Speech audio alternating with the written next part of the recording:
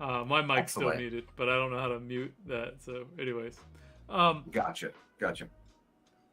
okay, live scene with a guest. And we're live. Welcome back to the show, friends. This is the For the Love of Creativity show. So, as you all know, if you come out here weekly, I'm here live streaming, making art, doing cool shit. I'm ColorfulCarl, and this is my dear friend, Zach Roth. We've been homies since way, way back.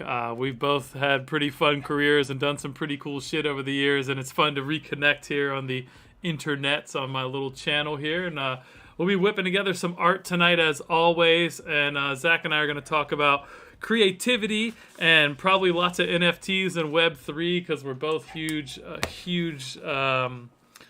evangelists for the space. Are we evangelists? Are we I think we're evangelizing this? evangelists.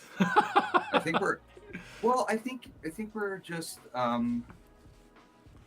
I think we're guardians of the vibes. You know, like we're trying to bring. We're trying to maximize human potential. We're trying to bring Yeah. creativity to everyone. This isn't just something that everyone's creative. Everyone's Everyone, creative. I say this all the time. Have you ever met a child that wasn't creative? No, you haven't. They all want to make shit. They want to be inspired. They want to create. They want to have fun. They want to do shit. And it gets like bred out of us that like somehow, oh well, yeah, that's cute. Go get a job, right? Like so, Yeah. I try to punch back on that. My whole life, my father never accepted that bullshit. So, anyhow, so this is For the Love of Creativity, episode 7. So this is our 7th official guest on the stream, my buddy Zach. So Zach, tell him a little bit about yourself and your background, and then we can shoot the shit for a minute about how we've know each other and the good old days, and then we'll roll into shit and start working on art. So I love this format. First of all, sorry, I'm just tightening up something here. Um, Great, undivided attention. I love it. Yeah, gosh, where do we start? Um, yeah, Carl and I have been friends for a long time, and that creative spirit is something I've always admired about Carl, and it's actually been very inspiring to me in my journey and trying to figure out what I want to be doing in life. That creativity can play a part in that, and that we're all innately creative people. That is the human spirit. That is what drives us. And yeah, it's just awesome to be here hanging out and just vibing out, just relaxing, you know? yeah, man. So tell people about your journey, like some of your chops, if you don't mind. Like Zach is a very humble, amazingly accomplished human being, and is literally probably the most knowledgeable person I know in Web 2, Web 3, SEO, Web 1, the internet's technology. I'm hearing I'm a little John Pazio's checking in right now, just so you know, Carl. I talked to him earlier today. So we got John Pazio on here. I synced it. I love Um, it. Yes, you seen it. I'm a little quiet. I think my audio's a little quiet is the word, but I think we're good. Are you're too low? Is that what you're saying? Oh, I think so. I think just like slightly, maybe. Okay, yeah, yeah. Because I'll Zach's a turn you. little quiet. All right, got Cool. you. Or should I turn my gain up on my set? No, we're good. I turned it up some. We should be good. Hell yeah, creativity. Um, so my journey. Wow. Journey. Um, yeah. I mean, I started off as a biologist. You know, I was interested in hard sciences. We were nerding out in high school. We were thinking about playing video games and just thinking about what it meant a lot to us at that time. That was like the origin of the internet. You know, we were thinking about dial-up modems and Counter-Strike and EverQuest and video games, and it made a big impact on my life, like and the bonds that we built. And Yeah. biology is innately part of the creative piece too. So I went to UVA. I studied biology. I didn't finish my time there, but I wanted to expand my horizons and moved west to California. Spent some time doing search engine optimization. So SEO is search engine optimization. And one of the things that cheers. Yeah. When exactly. SEO, that was it. SEO search engine optimization, right? So I realized that early on there's a game being played with Google, right? Like everyone's trying to get to the top of this list. Everyone's trying to game the system a little bit. So we were pressure testing technology at the time.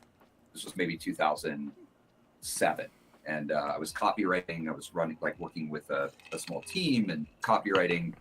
And we were really focused on how do we get people to the top of search results in Google? That's what SEO is. And at the time, it was kind of a big deal. It was new. And so we flocked to Twitter, to communities in Twitter, to, congregate and have these discussions. I think that's something Twitter's really good for, is having those kinds of like specialized community conversations. There was no Discord at the time, and it's kind of doing it now. So, it's after that, that kind of set the stage for. I ran with it. I was like, this is cool. This is interesting. This is fun. We get to try to reverse engineer this algorithm, and it's like a game to me. It became like a game, and I love gaming. Totally. So it's like, how do I win this game? How do we get to the top? How do we get first place? I saw that translation in you for sure. Yeah, there was definitely a bridge there. Yeah, I remember seeing it. So so after I got kind of deep in the SEO world, I worked for a few agencies that were kind of doing this as a part of very Web 2, very social media marketing. Let's take these Web 2 components and run with it, and it was fine. But the problem is that agencies can provide a lot of value, right? They're like fresh eyes. It's an outside perspective. I think that's why a lot of companies hire agencies. It's like let's companies an organism. Let's let people outside kind of like give input, which is what you do, which is awesome. 100%. Yeah. I mean, we get brought into.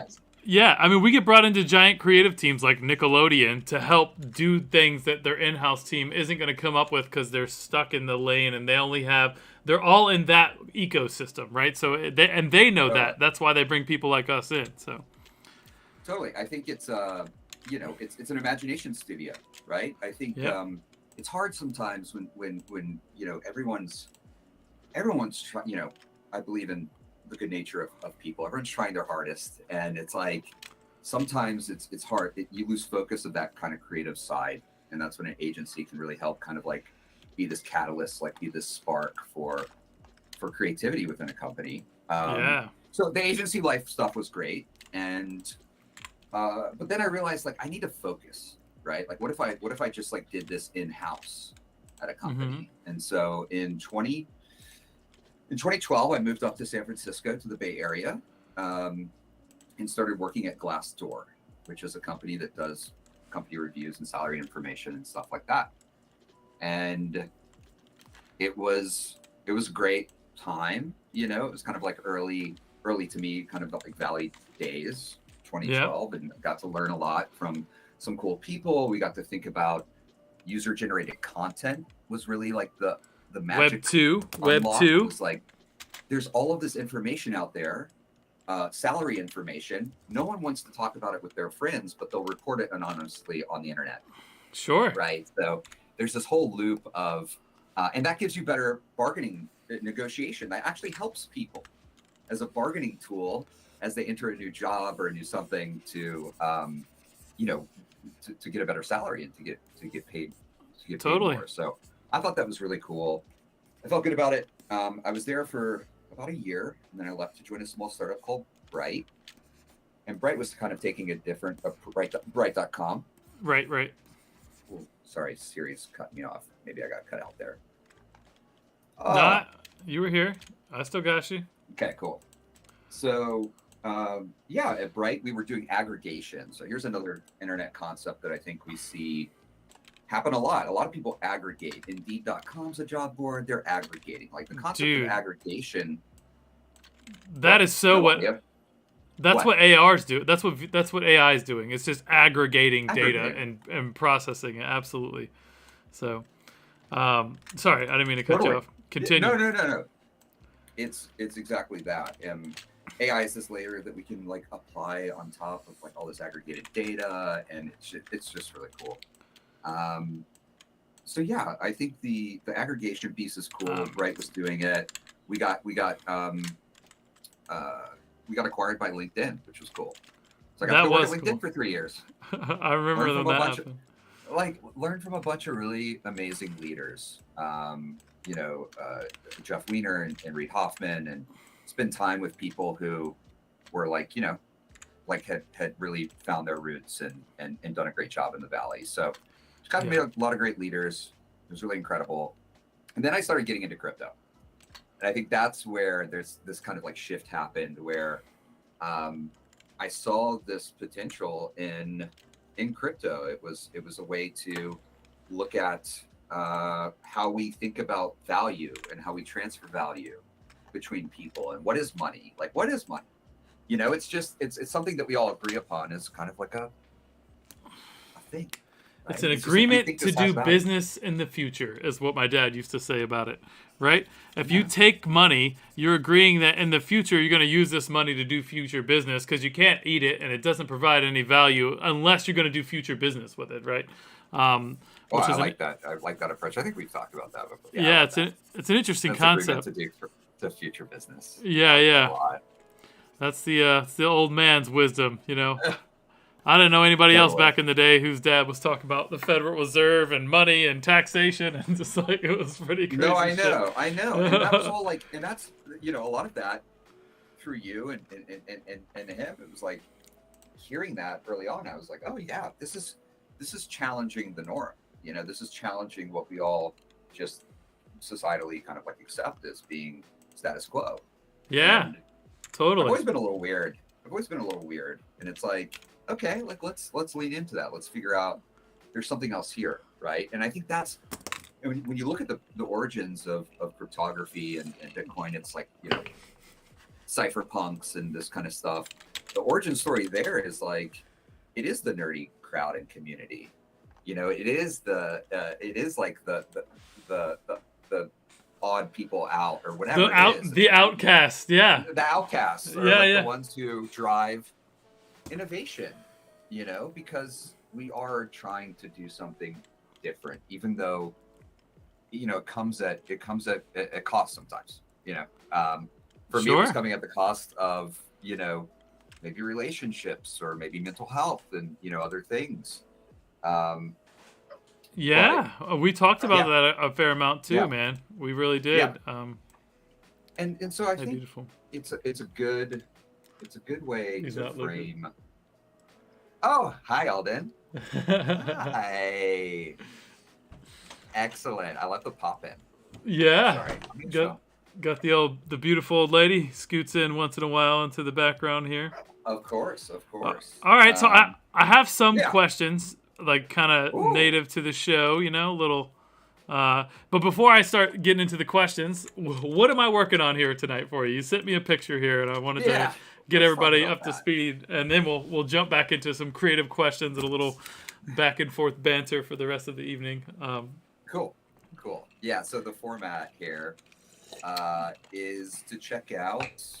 This is a picture of our dog, our English bulldog, Indy, is on the right. That she's turning 5 years old. Actually, like in 2 weeks, she'll be 5 years old. And really, 5 I'm a big fan already. She's almost 5 already. I know. So Indy is just like, I've been thinking about bulldogs for a long time. Got a bulldog. She's the baby before the baby type thing. We're a big animal family, and on the left is her friend Rocket, who is this beautiful golden retriever that Killer. Just has just such good vibes and such good hair, and it's a really Good. it's a really well behaved dog. Anything with good hair, I'm jealous of. I used to have good hair. I had a lady reach out to me from one of my high school friends' older sisters. She's like, "Hey, honey, how you been?" I'm like, "Good. What's up?" She's like, "Well, I got this new product that helps men with their hair grow back." I was like, "Yeah, that ship sailed. I'm good." Anyways, I digress. That's hilarious. So is this photo? is this shot in San Fran or? Yeah, so this was And how old is Indy? Half Moon Bay. So Okay. this is in Half Moon Bay. Okay. So this is like south of Pacifica in San Francisco, the Bay Area. Okay. So Indy's, I think Indy in this picture is probably she looks little. less than a year old. Okay. She's like less than a year old in this photo. She's real little. Super She's cute. A cute pupper. All right, Yeah. so what I'm going to do while we're talking is turn this into a digital painting. I'm going to layer in a bunch of different crazy, colorful shit from my dad, like I always put in. So this whole stream, my whole creative output, everything I've rolled up and become in this creative persona that I've done in the past year has all been around like honoring my dad's creative legacy. So I try to incorporate at least one piece no matter what I'm doing. But in like a piece like tonight, I'm just going to take as many of his paintings that I have and just layer in and just have crazy, colorful, trippy, insane colors, and it's going to be glorious. You'll love it. You particularly will love it, I know. Just for reference, the last stream, my buddy Jason came on for the love of creativity. This was his dog, so everyone's showing up with dog pictures. The bulldog behind it. And the bulldog behind it. The bulldog behind it. Yeah. And then I turned it into that, which I still think is pretty dope. So I will do something like that as we talk. Probably won't finish it tonight. I usually end up kind of like touching them up in the morning and type of stuff. But so roll through the questions. We'll jump into those, and then I'll just be working on this in the background, and as I need ideas and comment. Everybody in the chat comment like you want to see do crazy stuff to this. Like you have questions. The more collab, the better. Questions. We have people here. Like what's up? I'm down. What are you thinking about? We have 8 viewers I'll tonight, talk about Zach. Anywhere. We are one shy of all-time high right now, so. Oh my gosh. Well then, oh my gosh, this is great. It's hard to coordinate people. You know what I mean? Yeah. I love going back and watching, almost like a podcast. I kept calling this. I was like, oh, I'm going to Carl's podcast tonight. And I'm like, it is a podcast, sort of. Yeah. It is a podcast, sort of. Format, which, but there's a visual component to it. Yeah. Right. It's like somewhere between a Twitch stream and a podcast. That was my thoughts that I would do something different. That's the whole idea. So yeah, I like it. We like different. I like different for sure. So yeah, leaning back into what we were talking about earlier, man. Like I feel like we've been and we met. We catch up frequently nowadays, which is a blessing. To have friends for my whole life, but I still remember the deep level of excitement that we had. All piling. I remember getting my car, right? My $1,500 Honda Accord, and putting $7,000 of computers in the trunk. And driving to your house to go. CRT big old. I had a 19-inch 100-pounder, and that's I remember how you get strong. Yeah, dude, just swole. And we would roll up to your house because you were the only one that had a T1, I think, at the time, some sort of high-speed internet. I don't know what it was at the time, but I got a cable modem. I think that's why we landed at my house. Yeah, it is. Just gotten it. Well, okay, funny story. You want to know why we got the cable modem? Was because when we had the 56K, or maybe it was 28.8, I was downloading probably software off the internet or something in early days, and I was tying up the phone lines. Oh, 7 days straight. Yeah, so my parents got sick and tired of me. They just weren't having They got me my own phone line. And then it was all right, well, I could spend 9 days clogging up a phone line, or we could maybe talk about getting this new fancy thing where, oh my gosh, the internet's always on. That was that was the realization. Oh my gosh, wait, why am I not logging into the internet? Bro, I forgot about that. That's a crazy. That was a Yeah. big change. And here's, I mean, I'm not going to get like too deep into this right now. We can like get there, I think, maybe by the end of the stream. But yeah, whatever. No. it was kind of someone else's version of the internet, right? Like we were experiencing AOL's version of the internet. They had their chat rooms and their things, and it was like their UI, right? Yeah. Their thing.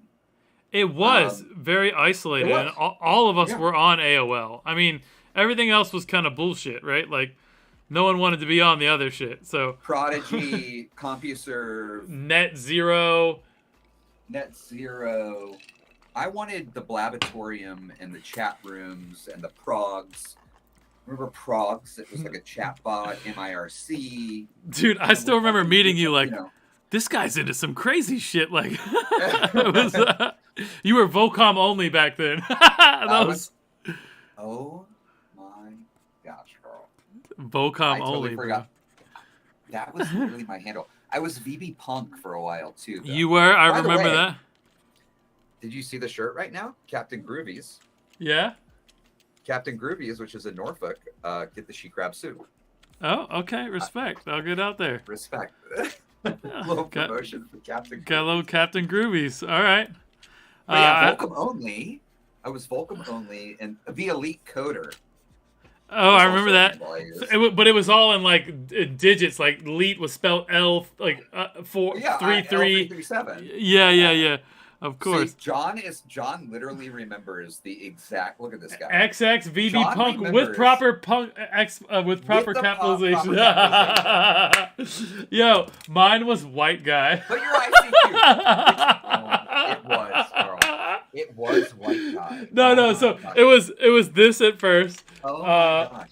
I'm just having fun tonight, guys. White guy, No, and then having fun. and then I changed it to great white Greek, like this. That was my second iteration. And these pixels look familiar. Yeah, that's what happens when you grow up in Pungo and you just don't know that you probably shouldn't name yourself white guy. By the way, I no longer put white on anything anymore. It's classic. I mean, that was the vibe. I mean, I remember. Oh, that's Derek Bartel, by the way, from OL. Oh, nice. Yeah. He's we're super tight. He comes over all the time. His wife's in here, Andy. Nice. They're super fans. Like they have not missed a stream. I've seen them in here when I've tuned in before. Dude, I love them. Yeah, so these early internet days were formative years for us, burning CDs. Just we were. And that same energy, just to bring it back to what we were talking about earlier, like, that is the energy I can harness when we're talking about crypto. By the way, away messages, Instagram has like a kind of away message thing now. I saw what in their notes. Yeah, if you go to the messages, you can like set up like a comment. They're trying to do that, or they're trying to do that again. Bring that back. I mean, I think that's cool. It helps people, decide when they want to be dialed in and not, which is kind of nice. Yeah. I think, at the end of Ready Player One, where they like find a nice balance of like the metaverse and real life. I think there's something there. I don't know if we'll get there, if capitalism will win, but we'll see. Not that I have a problem with capitalism. We can get spicy if you want to get spicy, Carl. Dude, tell me what your spice levels are like. Brother, it's all, I don't think you're worried about what anybody thinks about you. Neither am I. No, I'm not either. That's what I've always loved about you. Yeah, like I'm gonna do me. Your authentic self. If you can be your authentic self, then that's a really thing. That's what that's the only common thread in the people that I associate with and love they are genuinely themselves, and I would argue good people as well. So those are huge criteria. So all right, look, I actually have questions. Let's do one of them. Let's do a question. So this is the world's stupidest question for one of my best friends since I was 14. What compelled you to come on the show today? That's a good question. I feel like, we've just been having these epic chats lately. Yeah. And I just feel I'm like I want to have this chat with like other people. I want to get feedback. I want to like share what we're talking about with others. And Okay. yeah, I just thought it'd be fun. I just want to have Yeah. fun. At the end of the day, I want to have fun in my life. That's what it's fun. Love it, bro. I mean, and I built my whole life around fun as a priority. So you're in the fun space, my friend. We're in All the right. fun zone. So, what type of things inspire you? Oh, And I think you've touched on this, but me. I think I've touched on it a little bit. Let's see, what things inspire me? I think it's like the maximizing human potential thing, whether that's like I'm inspired by my friends and my family and my partner and being a better person. Like we're really into longevity and understanding what is the human potential for, like, I don't know if you've heard of blue zones, where there's these areas in the world called blue zones that, there's factors like environmental factors that lead to people living a longer life. Oh. And a lot of it comes down to diet, and it comes down to, like, in Japan, there's like blue zones and stuff like this where people live to be like 100 plus. So we're really inspired by science and people who study kind of longevity. Like, I think that's cool. They're trying to push the maximum human potential. Yeah. What does the end of that look like, I wonder, right? Like, yeah. Are we building a thought evoking AI that like eventually becomes sentient? Like, are we building God? Like have we been sent here? Like, like, so is that the maximum human potential? Every movie I've ever seen, it's like her, the robot. It's like all these movies, but I think is it a self-fulfilling prophecy? I mean, it has to be at this point, right? Skynet, was Terminator, right? Yeah, and yeah. Like there's all these things that before it existed. I think this is actually maybe it's like a life, not a cheat code, but like something to think about is, I think what we used to talk about this was like, I remember when the Secret came out. Yeah. Remember that, Carl? Yeah, I do. I still have the book. Secret came out, this positive affirmations and like all this kind of stuff, and I was like, yeah, it makes sense. Like, but I think I was interpreting it too literally at the time. Yeah. It's like, if I say this thing a million times, then it'll happen. Not like, if I work hard enough on myself and I build the right network and I like really try to be a good person, then maybe these kinds of things can start happening and we can manifest stuff together collectively, collaboratively create things. Yeah. And that, I think, is I think that's like a big unlock. And what I realized was like that stuff is actually kind of true. It takes a lot of work. It's taken me since we were 20 years since we met to even like start to figure any of this stuff out, which is yeah, but it's heavy. It's heavy. It is heavy. It is heavy.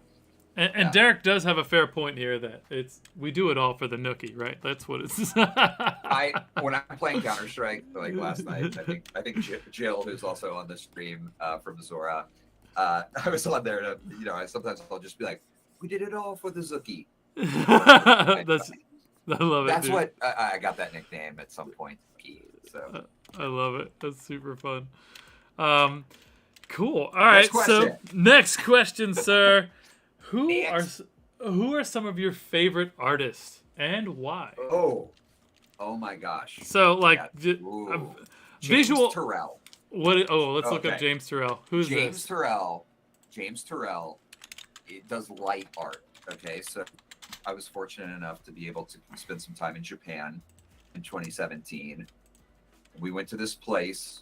I saw it posted in the Zora Slack yesterday, called Naoshima, and Naoshima is an art island where here we are, James Terrell. Have these all like just incredible art installations. It's like an island. It's an art island. It has a museum. It has neighborhoods. James Terrell took over like a condo, like a house in this little Japanese island, and does these kind of like light art exhibits. And it's like, I think this kind of stuff is, it just blows my mind when I Yeah, bro, this is really beautiful. It's just beautiful. And it's all light. So it's like the pictures are cool. But being there in person. Your photon, the photons hitting your retinas is definitely cooler. It's like the unofficial fifth member of the band of Fish. How many members are there? Is it 6 or 7? Oh, Chris Kuroda. You're talking about Chris Kuroda. What up, man? Look at you. We're talking about Fish now. Oh boy. Oh. That could be a whole podcast. That could be a whole stream on its own. Sure. Dude, with you, I am sure, bro. I've never met someone in my whole life that's been to more Fish concerts than you. You probably haven't either. There might be 160. 160. 160 of them. Jesus Christ. Yeah, I can share my list of it if you want to see all the Fish shows I've been to. Like bro, that will actually have to be its own stream. You should create a Fish podcast until you can interview every member on the thing. Fish. Yeah, I know. It's a 4-person jam band.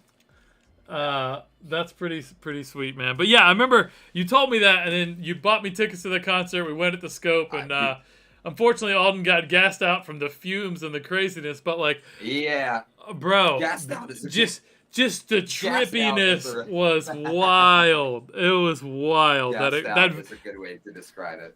So that was visual light art. So that's why I brought that up, because that reminded me just about a crazy. Is Chris Kuroda. Look up Chris. Actually, can you pull up a photo of Chris Kuroda's light art? Yeah. If you type Chris Kuroda Fish and go to like Google Images, we should be able to. Yeah. Just see something real quick to kind of like show people. Kuroda Fish. It's pretty cool. All right, so I'm sure I spelled all of this wrong, but we'll see how good. No, you got. Yeah, look at this. I spelled it like. It's all Trey. Yeah, like scroll a little bit, maybe. Hold on, let me see. I'm gonna get the actual Chris Kuroda Fish. There it is. All right. Well, there's Tim. So he has. I mean, we're talking like millions of dollars in light rigs and renting light rig. He actually did Justin Bieber. Justin Bieber went to a Fish show. Fun story. Justin Bieber went to a Fish show. I was at the show Justin Bieber was at in Long Beach, California. Okay. And Justin Bieber saw this light show. Here we go. Now we're tapping into it. Justin Bieber saw this and hired Chris Kuroda to do lights at his like he went to a Fish show and hired Chris Kuroda to do lights. Look at the Hollywood Bowl one. This one? You see those up one. That's MSG, I'm pretty sure. Maybe Vegas. That's Madison Square Gardens. Okay. That's the Hollywood Bowl right there. This one with the rainbows? Yeah, with the ridges. So like, it's like art. You're like, this is your canvas. Every beautiful. Stage is different. Every form factor is like different, right? Here's someone who knows to instrument lights in a way that can like decorate a space. Like light is how we decorate a space. Yeah. Music is how we decorate time, right? Like it's like art, we decorate space. Light, we decorate space, and music, we decorate time.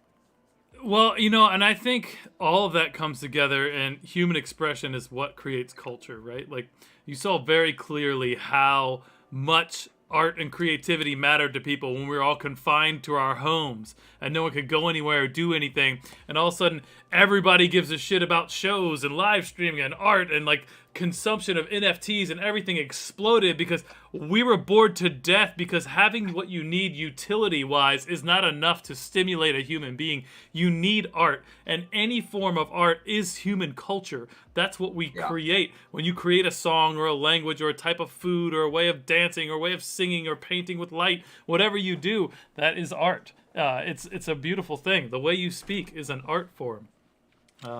This shit just gets me excited. And if you want to boil it down like another level, right? It's like our consciousness is just like creating vibrations of air, right? Yeah, at the end of the day, sure. We control that, so that's like it's a direct link between our brains and it is how we link our brains together. It's like what we see. It's our senses being linked through vibration and through light. I love it, and we don't even fully understand that. Oh, check it out. So these are some of the cool pieces of art and just different shit I have in here. So like on my you've been on here on a non-guest day. Like I'll take some of these sketches and I'll turn them into art, which is fun. Crazy art. So, but here's some like pieces. Any of these speaking to you? Let me change the view to extra large. Yeah. So we can drop some of these textures in and like layer them over stuff, grab colors out of them, have some fun with them. I've used a bunch of these in the past. This one's going to Derek's. I'm thinking about, should I try to should I be thinking about the photo itself and how it relates to these colors, or like what's the relationship? No relation. Just like pick what I like. I'm gonna smash them together. The swirl right there, the 27 in one, that one. Yeah, I like. Yep. When dye is dropped into water and it dissipates, like that look. Yeah. I love watching food coloring like drop in a glass. This one was probably like a 4x6 painting. Hold on, I got some other. So then. So not that one? No, we can use that one. I just want to show you some of these other ones too. So there's other one. This is my NFT I bought. This is part of the Crazy Carl collective. This is the Meta Buddha. We wrote an entire comic on it. Meta Buddha? Meta Buddha, bro. It's a tier 3 crypto tat from the the Crazy Carl collective. Colorful Carl's me. I just happened to show up. There was a bunch of other Crazy Carls there. They let me into their community. This one's sick as fuck too. I love this one. That's very cool. But I'll drop that one in. The first one you picked. I just want to scroll through some of these, and we'll layer in more as we're having more fun here. Okay, cool. Great. Let's see. Let's have more fun. All the funs. All right. So next question: what is your favorite type of visual art? And that can be like I love watercolor art, or that can be I love sculptures, or I love bronze. I don't know, whatever. However that hits you. Yeah. I like simple bold colors next to each other sometimes. Okay. Oh gosh, who am I thinking of? Can't think of their name right now, of course, but in the SF MoMA, there's I like modern art. I like modern art. Sculptures, I do like sculptures a lot. Industrial, very industrial stuff. I like stone. I like smooth concrete.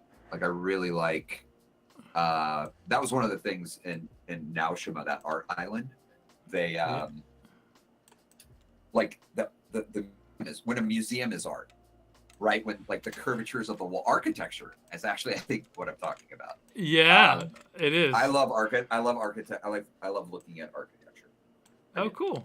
Yeah, I can. And photography of architecture. You did a fair amount of that when you were on your little world travels there a few years ago with your lady. Yeah, and Trish. I grabbed a. I finally invested in a nice camera. I remember. Yeah. And it's a fixed focal lens, so it's I think 28 or 29 millimeter. Okay. And it was good because I'm still learning. I was very much learning. And it kind of focused me.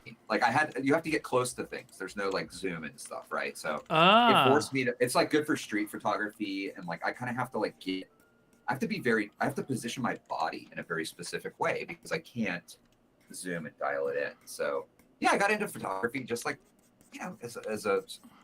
again.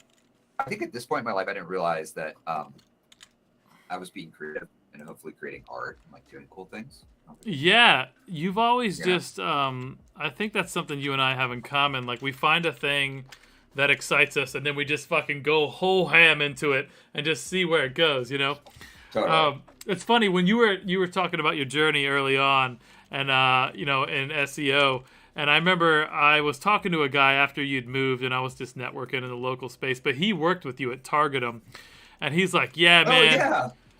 He said to me, "Wait, dude, Targetum was the first company I worked. That was the first SEO company. We were 6 people." Yeah. I remember, but I forget this guy's name in hindsight. But he's like, "Yeah, I remember being there." And like I just told him how good you were doing, all the big moves you'd made, and all the success you had. Maybe 4 or 5 years after you moved, and he's like, I just knew that like this guy was the smartest guy in the room, and like, and I just started thinking about the time you came back to my house when we were hanging when we lived in when I lived in that garage right out in South Norfolk. Yeah. And you're like, bro, let me break this down for you. Like, all right, so we got white hat, we got black hat, we got gray hat. And you started like getting into all the weeds. It's like, and if you could do this and do links and get all the things going, and like you were just so obsessed with it. Yeah, and I was just, and I remember like people trying to explain. Much different today. No, you're not. You're no different. It's you're not talking about those things anymore because they're less relevant than they used to be. But I kind of am. Actually. Oh, really? Like, yeah, I'm still talking about it. I used the word like gray hat or black hat until like yesterday. I love it, dude. But you're like that about everything. I remember we had a party at the house and we're sitting in the room, we're all smoking a bowl, and my buddy comes over and he's like, yeah, I like weed. And Zach's like, well, we got indica and sativa, and you get into cross strands and hybrids and ups and then like when you left, I hung out with him the next time, and he's just like, yo, that guy knows more about weed than I knew there was to know about weed. And I was like, dude. Yeah, dude. I was like, come to think of it, I've been deep on everything I've maybe ever been interested in. That's what I was trying. The moral of that story, circling back into the first statement, is you just go deep on everything. Like, if you're excited about it, you're going to go hard, right? Like, we got great at EverQuest, and we were crushing it and doing cool shit. Totally. And, like, totally making made an amazing guild. We're doing cool shit. And next thing I know, you're like hacking the server and like figuring out how to teleport your character to rare drop. So, like, dude, okay, let's tell that story. That's actually worth telling because, like, real quick, because it's relevant to something I'm literally doing right now. I'm not hacking a game or anything like that. Yeah. It is so relevant because you're just trying to figure out how to how do you bend the rules a little bit? Like, how do you understand a system and technology and then push the limits of that system or technology? Yeah, bet. And that is like exactly what I like to do. It's innovative thinking, right? It's innovative thinking. Like, everyone's going this way, so how do we get there faster, right? Like, that's all. Totally. And yeah, that was like one of the first. That was one of the first times I like made any like $5,000. And I made it through. Excuse me, it's a little dry here.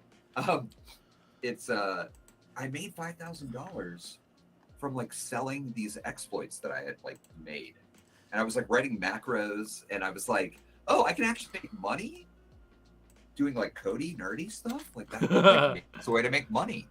That experience kind of set the tone for me a little bit of, okay, I can have fun, I can do what I'm interested in, and maybe I can be living off of it.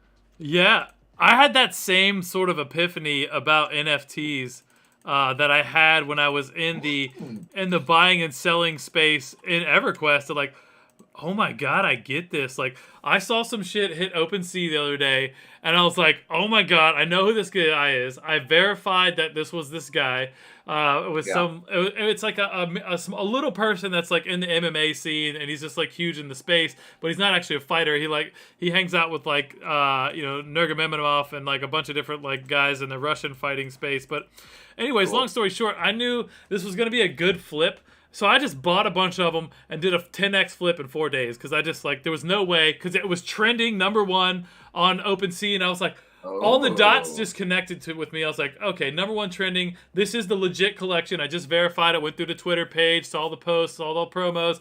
I did my Web3 homework, and I was like, all right, nice. I can make a quick flip on this. I'm not worried about it. You know, I could have lost a few $100, but like, also saw the same thing on the Trump NFTs drop, right? Like, but there was no way I wasn't putting money in Trump's head. I love my friends that love the it is what it is. Yeah, it's good, Carl. You know how I describe that? It's healthy to be around people with different opinions and thoughts. That's diversity of thought is only going to enrich your own thinking. It is, like, really.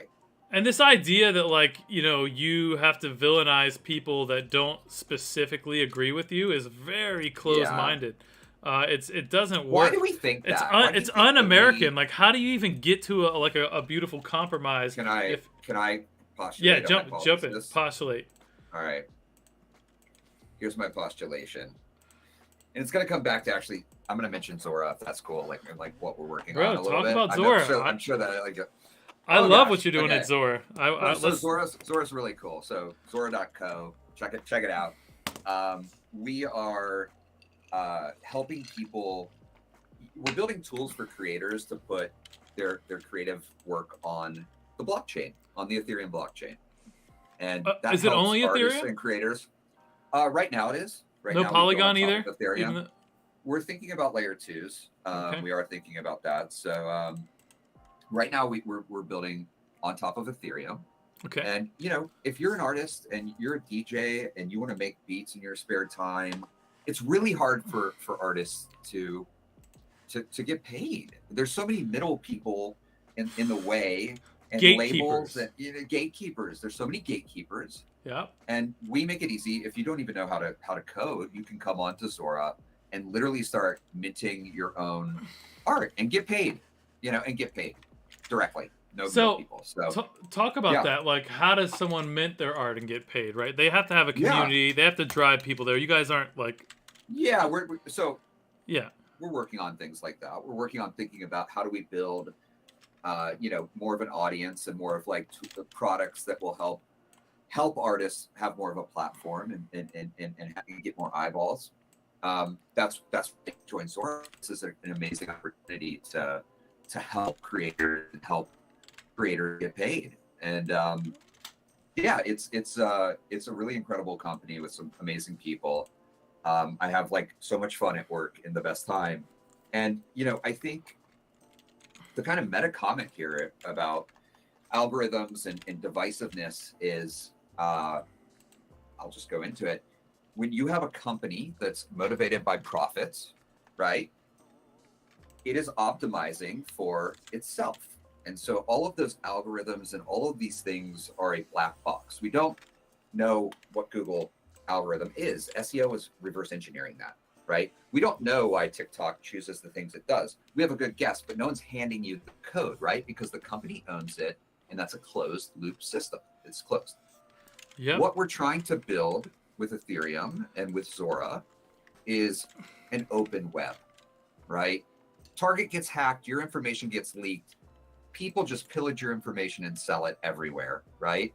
Well, what if these things were decentralized, if they were open, if there was a way that these databases and this public ledger could exist? Maybe like we wouldn't have, I hate going to a screen and it's like log in with 9 different companies, log in with Netflix and Google and Facebook and all this. It's like, why am I experiencing someone else's version of the internet when I could be experiencing my own? And it's about agency. It's about having agency over what you create and what you do. Google and TikTok and these platforms, they're monetizing our attention and our and what, in order to do that, they're showing us what we think we want to see. And these algorithms, unfortunately, are dividing us. They're just they're like, they're just dividing us. It's kind of just like that simple. And it's sad to see play out. Everyone has different incentives, but I think what we're doing at Zora is kind of like, it's a little punk rock. It's a little like it's a little different, just like we've been talking about all night. It's like, follow that different weird kind of path, and let's be creative, and let's figure out how to get art out there and people to be able to like be themselves and have control. Get your creative weirdo on. I am a huge advocate for that. Totally. So I love it. I love it. It's we need more it's a cool, of that. Yeah. Second Life. That's a good call out. I see they're talking about Second Life. Second Life is really one of the first. It's really one of the biggest metaverses there is, right? Like, I think all of these companies are going to start 100%. Really referring MMOs. to themselves of meta. Oh, MMOs were it, right? Like EverQuest, we get that. Literal sense. Yeah. And that's actually probably why we're also drawn to this stuff. Is like for sure. We understood.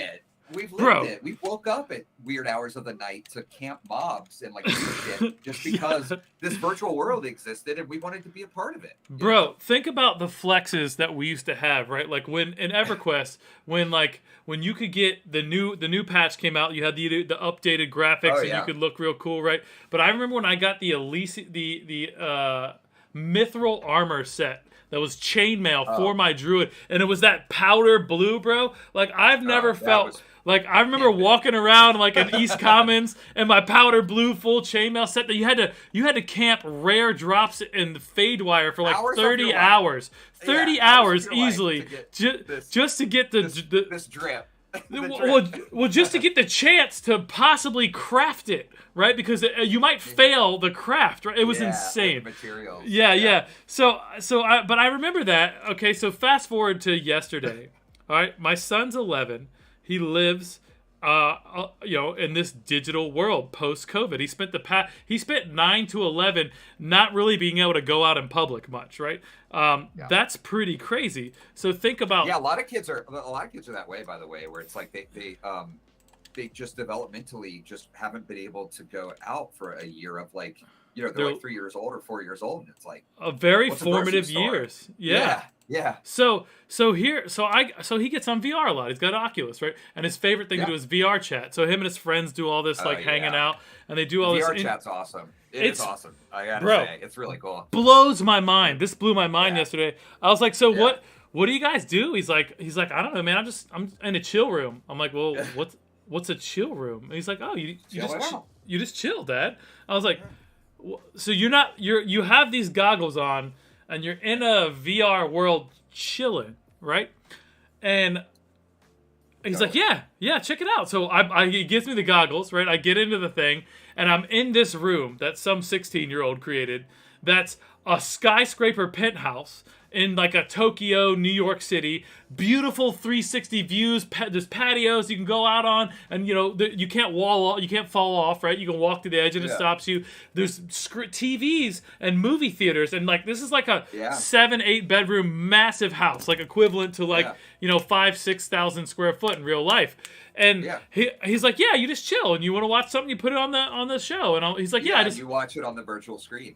He's like, I was just watching Puss in Boots. I was like, what do you mean Puss in Boots is in the movies, bro? Like, he's like, oh yeah, you can watch anything. And I kid you not, Zach, like they don't even, like, I'm on a call but just before I did this with my son with the U.S. Patent and Trademark Office on a webinar talking about like NFTs, and people are panicked about copyright infringement, whatever. And I was like, the kids are fucking watching everything for free with no paywalls, streaming it live in what their version of Napster is with like perfect speed. He can pull up any episode of any anime, any show, any movie, and it displays on a crazy movie theater in this virtual world that some fucking kids made in their free time, bro. They have no idea what's coming. The only thing so fast forward back through to the punk rock ethos of like the kids are the future, and like like, kids can build better products than like 100,000 people at a multi-billion-dollar company we think is valuable. I know.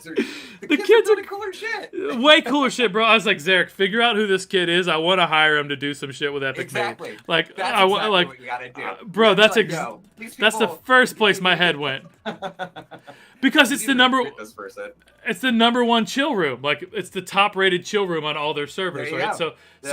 But I say that to say this: the whole place was covered in artwork. There was like my 16-year-old bedroom had a bunch of pictures of Pamela Anderson and Carmen Electra and surfers and skaters. Like, there was hot anime chicks and like cool anime shows and Dragon Ball Z posters all on the walls. Like, this was the coolest place you could possibly imagine. One of the rooms was like a studio that was like a cave. Like, you click on this thing, you teleport into like a cave room. Like, the ceilings and walls were all a cave, and it had another theater in there and a game room with a pool table, a legit pinball machine. And I'm just like, all of these things will be NFTs eventually. People will want to buy a name brand Rolex version, like whatever someone already bought a Roblox bag for $5,000 that's a Gucci collab. Well, let's talk Roblox. That. That's crazy.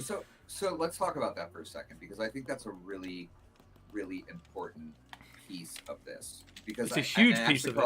Like, the term NFT, I think, doesn't do the potential of what the code can do it doesn't do it full justice. It's an Because educational ignorance and a bad PR campaign at this point. But yes, you're absolutely right. We don't have the right words. We don't have like the right words to describe it, because I love this example. Think about certificates of authenticity. 100%. Think about your collection. I collect records, right? A lot of vinyl records. I use Discogs. And I use that because when I'm out shopping in a record store, like I want to know like what my inventory is and all this stuff. You can the digital use of tracking physical goods, whether that's wine, art, diamonds, right? Like anything that has like a unique property, totally can be tracked and monitored on this public ledger. And I think better than ever. It's a more efficient system than we've ever had. Think about titles for a house. You don't need a title. You don't need title insurance anymore. The shit's in the blockchain. You know what I mean? Oh my gosh. Being a homeowner and having sold a home, I'm just like, I wrote a check yesterday and I was like, this is garbage. Like there's so many systems where, okay, so it's not just garbage. No, let's clarify. It's antiquated. It's antiquated technology, because at the time that was revolutionary. Yeah. Right. And I don't want to discount things because progress, of my frustration with them. Yeah. You know what I mean? I don't want to just like discount them because I'm frustrated with them. But yeah, it is. You know, we need to like everything else is coming online. Things are going to come on chain. This is like the vibe that sort of is like, hey, we do our stuff on chain. We do it in the public. We're building products in the public. We're getting feedback from people. It's like, together we are stronger. More minds are better than one. Like, let's go. And I think NFT is just like a loaded term. People think, I think even, you know, with Trish, I was like telling her, she's like, oh, like, you know, it's like those monkey JPEGs, you know, kind of thing. It's like, you know, and it's like, it does. The PFP projects are awesome. And I like totally think that they're cool. I think that's one application of this technology. I think there's lots of other cool stuff that we're going to come up with. It's massively cool, and people like Zora and yourself are coming up with those ideas as we speak, you know? And I think that people don't understand the depth of where this is going. Our whole culture is going to shift into a digital ownership economy. And people, as much as they care about their physical appearance and what they look like and the type of clothes they wear and what that says about them, what this costume they have in real life says about them, because the skin suit costume. Well, outside of the skin suit is a choice, right? Like, you don't get to choose other than like how you do your facial hair or like your grooming methodologies. Like, outside of that, you can't choose your skin color. I mean, okay, we get, some people get crazy, but you understand where I'm going with that. But again, it's your physical representation is all costume. I mean, some people get crazy in body modification, turn themselves into a fucking lizard, and if that's what makes them happy, I'm down for it. As long as you're a good person, be the best fucking lizard person you can be. You know what I'm saying? I'm down for it. I feel like people, like, why have we built this? It's a cultural thing, I think. Like, of course, like, it's a why puritanical cultural thing. Yeah, it is. I don't want to like completely go there, but it is. Agreed. I mean, it has to be.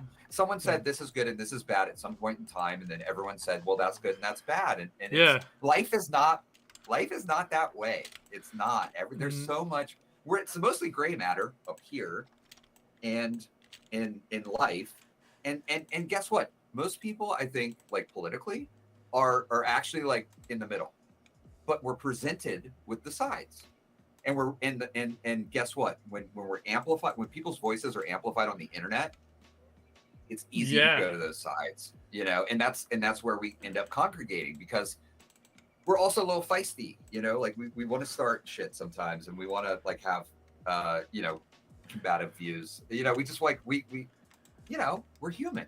That's people like to be right. We're tribal, right? That's part of we're humanity. Tribal. That is because together, I think we had to get together to survive, right? Yeah, we have to. Totally. Yeah. Yeah. And you know, sometimes resources got thin. I don't know what the thing of human nature is. I'm hoping that as technology evolves, I'm hoping that eventually we can get to a better consciousness where we don't let greedy leaders start crazy wars and turn us into like hating other human beings. Because I guarantee if you ask Russian people and American people and whatever, like we all want the same shit. We all want to be happy and have a nice life and like, you know, not have like our children die or go hungry. Like it's not real fucking complicated. You know what I mean? Like it's Maslow's hierarchy of needs. Right? It is Maslow's hierarchy of needs. Yep. and it's Maslow's, and it's I think even personally I found like the Maslow's hierarchy of needs like is so important to actually tapping into the creative self, because if you don't have those needs met, you can't actually, the creativity that's inside us all is being suppressed because you're worrying about these other things. Bro, if you're worried about if you're gonna die in the next storm, or if you got enough food to get through the season, then you're not gonna be sitting down making something pretty, right? You need utility in your life first before art can ever show up. Creativity has no space. If you're in fight or flight, if you're in fight or flight constantly because you're looking for resources or shelter or whatever, you're not going to tap into the creative self. And I think that also applies to a lot of the mental health stuff we're seeing. I mean, and the pandemic exacerbated so much of that. And I feel like I'm glad that we're finally at a point with that stuff that we're talking about it. I think it's like, even in our lifetimes, there's been a huge phase shift towards talking about mental health, and like we're aware and we're conscious that like this is something that has been really neglected as a part. And don't get me started on the healthcare system, but I mean, well, we know how well capitalism works with healthcare with health. Yeah. Well, it turns out keeping people healthy is not very profitable. Exactly. It's like, we're not really incentivized for you not to be sick. So yeah, and what's funny about that is like preventative healthcare is so important, and but you know what, it really stems from change. Like, people do not want to change for the most part, I think. Or let me rephrase that. It's really hard to change. Whether that's location or jobs or whatever it is really difficult. Like, you have to have a high appetite for, I think it's a risk appetite thing. Like some people are inherently more into taking risks than others. And that is given to us by our families, I think. Like, how we're raised. It dictates like a little bit like what your risk tolerance is. It's got to be, man. Like, I think that in my experience, that's what I've seen, right? Like, my risk tolerance is through the roof, but like my father was crazy. He was like, and that's also part of the mental health conversation. In a great way. My father was beautifully crazy. And that line between being creative and being crazy, and like, I don't even like that. That word is like, I think there's no negative connotation in that for me. Because totally. My dad used to self-describe as like, "Hey, I'm fucking nuts," and that's but that was just like, he embraced the fact that he knew, and he would follow that up with the consciousness of it's no measure of health to be well adjusted to a profoundly sick society, right? So like, he knew the game he was stuck in was bullshit. So he embraced the fact that like, I don't play this fucking game. I do my own thing. Like, I don't define myself by this bizarre fucking culture with weird norms that don't make any sense. Anyways, I mean, your dad was, he was soapbox. He was a champion of creativity, and that is its own subculture. You know, and I think that's something that people tap into, or they don't, and that's okay.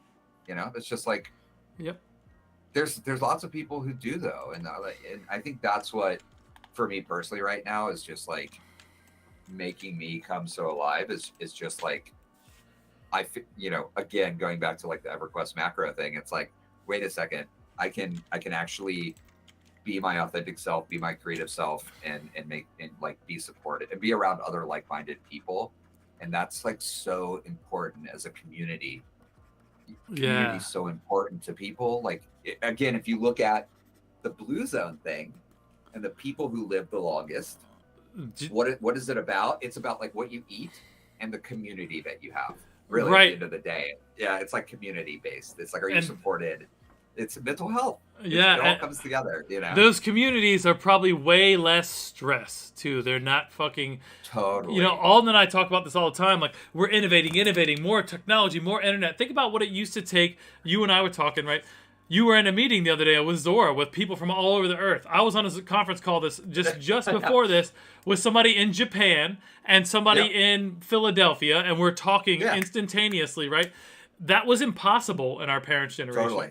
Okay? Totally. But even if it was like, hey, we're going to have a meeting with, 5 people here locally in the 70s, you have to plan that out for a week. And then you have to coordinate it. And then everyone has to show up because, otherwise you got to be on a phone call, conference call, and God knows if that even worked that well.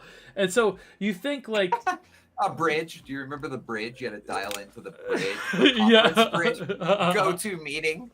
Do you remember go-to meeting when you're like, all right, you're like, I got to call in and then all this stuff. And now I'm like, on Discord, I'm like clicking and like 9 people are watching my high definition stream and they're like looking at like that, like my blemishes on my face. Zach, HD, and I'm like, you have a blackhead there. Like, exactly. I'm like, I got this obnoxiously high res camera and I'm like, I don't know if that was a good idea or not.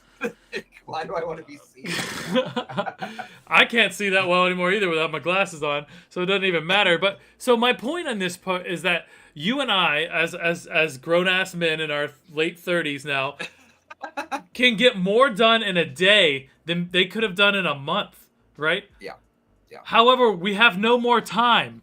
We didn't get any time back. That? We got zero time back. We're doing shit in a week that would have taken years, and we have less time. It just demands more. It's fucking nuts, right? So I'm hoping. I think it's because we're more distracted. We just have more distraction. No, it's because the more the technology innovates, right? The more you can do. Thus, the more this company can get done if they utilize that technology, so they can outcompete this company. So this company's got to keep up, and all this is a capitalist rat race.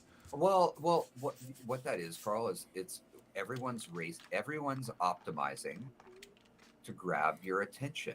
That's the commodity of capitalism is attention. Well, it's because the only finite thing in this life is time.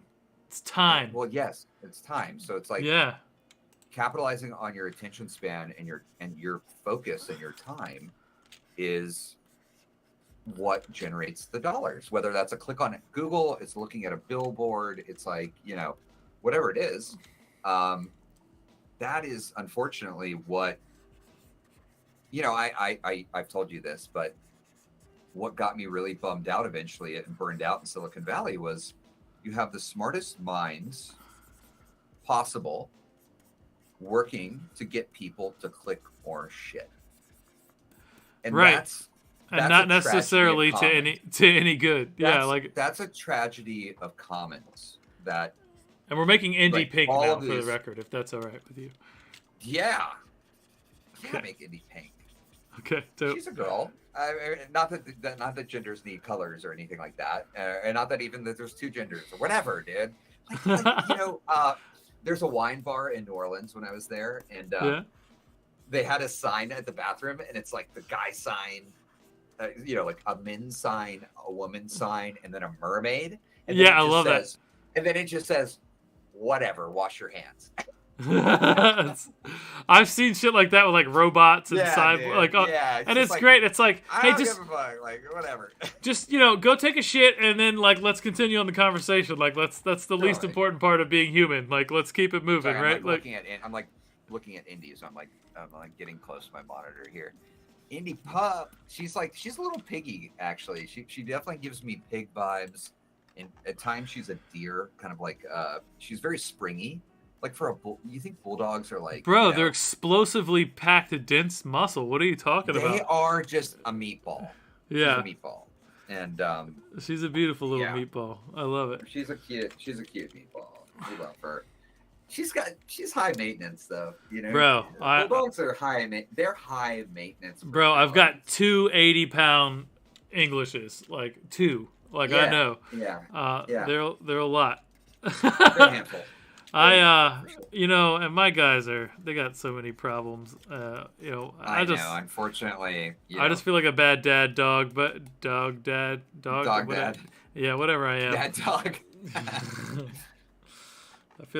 I do my best. I do my best work, Sometimes it's not good enough, but shit happens. Dude, all we can do is just try our best, really. That's it. This is true, sir. you want to talk about my? Did we talk about nouns at all? Can we talk about Nouns. nouns? We did not talk about nouns, but we certainly can. Go for it. I mean, it's like really deep. I mean, it's like a lot. I don't know. Like, if there's like Bitcoin and Ethereum and buying and selling Bitcoin, if there's like NFTs and maybe you bought or sold or own NFTs, and then there's DAOs, which is, nouns is like a specific kind of DAO. So if you look at the funnel of like interest, it's very specific, but it is, we've been talking about a lot of companies, right? And this concept of an LLC or an what color S-corp. What color should we make this other dog? Rocket? Rocket, yeah. I think Rocket is like, I get like Superman vibes a little bit from Rocket. Like if Rocket was a superhero, Rocket would be like Superman. We going He's also with kind blue? of a gentleman. He's kind of like top, like you wear a top hat probably if Rocket was a human. Bro, would you like me to put a top hat on him? The dogs can definitely have hats. There's no rules here. This is the crazy land of ColorfulCarl. Can we just put hats on the dogs? Bro, I can do anything. Like literally, there's no limit to my creativity or my ability to execute. Say, I'm just fucking around here tonight. I know. One of the things that I realized at work too is so incredible is having a design partner. So I didn't. I did a little bit of coding, but I've mostly been just like a thinker and a talker for most of my life.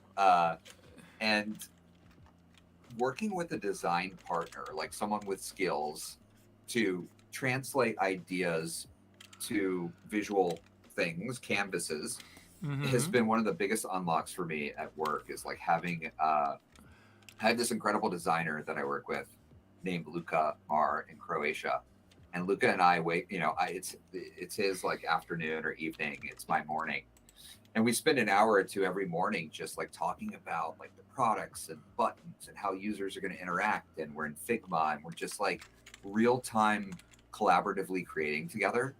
And it's been one of the most powerful things for me, being able to have a design partner that I can just like communicate with like that.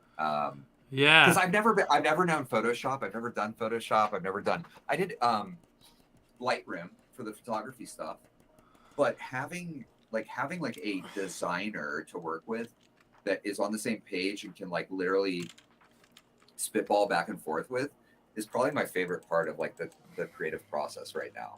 Collaboration is at the core of all great creativity, right? Because it has to be. You can't manifest. It's really hard to create something very unique by yourself, right? So like, even if you're like not actively in collaboration, we only have our views. We only have our views and like our experiences to draw from.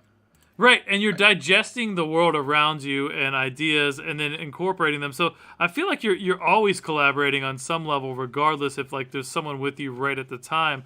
Like even now, like I'm collaborating with my father. Like these colors are coming from a palette that my father painted 10, 20, 30 years ago, depending on which painting I'm grabbing it from.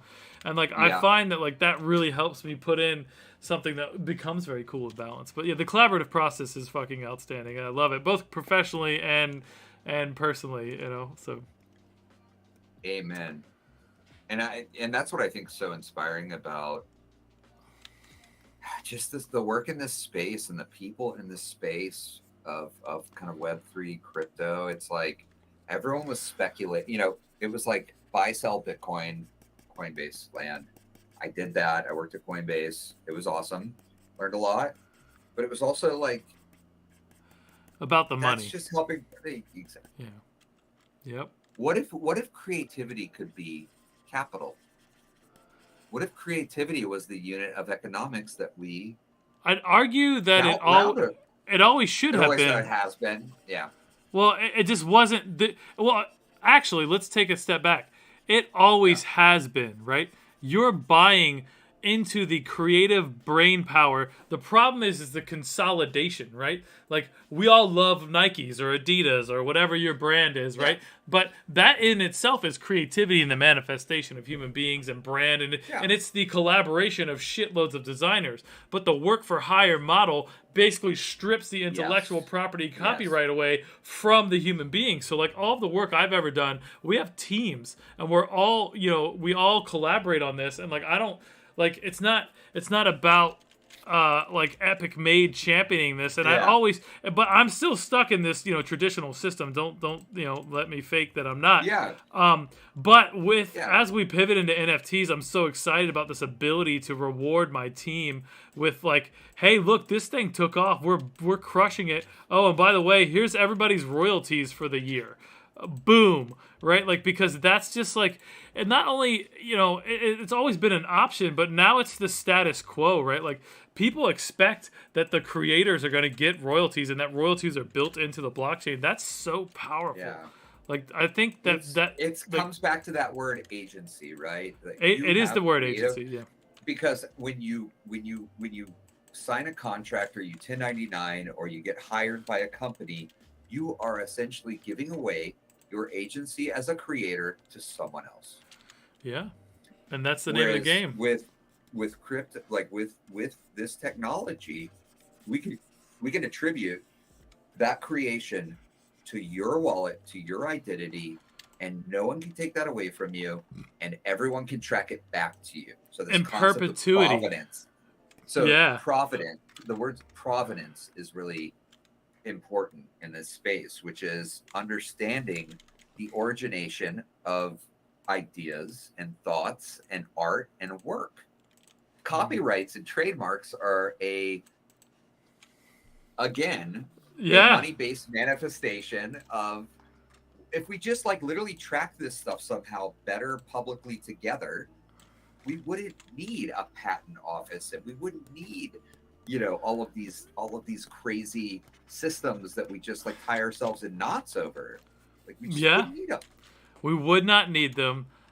So therein lies the pushback from the system, right? Like, no one wants to be irrelevant, right? Like, you have artists complaining right now and upset about like AI making it harder to make money. I know. Like, let's talk about that. That's actually a really interesting topic. Can I talk and like get a wine refill maybe, or like a refresh on my. Is that bro? Is that okay? What? Yeah, I don't give a fuck. Yeah, this is my show. We do whatever the fuck we want. Like. All right, cool. This is Carl's show. Great. Zach, I think you're going to need to be a little more subtle with your 24-inch wine on the wall.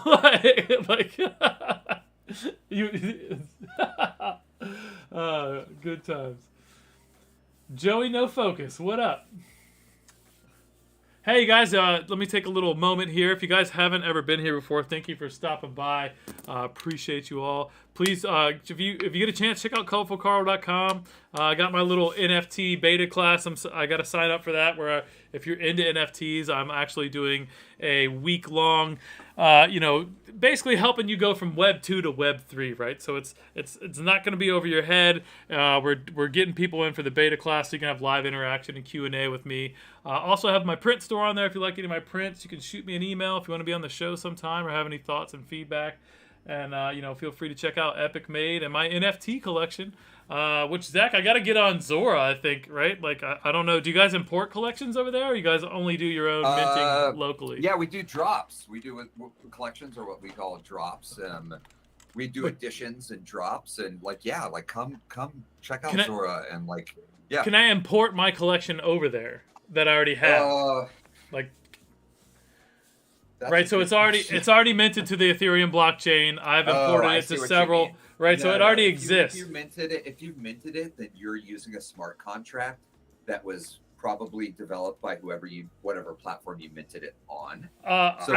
We had it custom developed. It's a custom contract.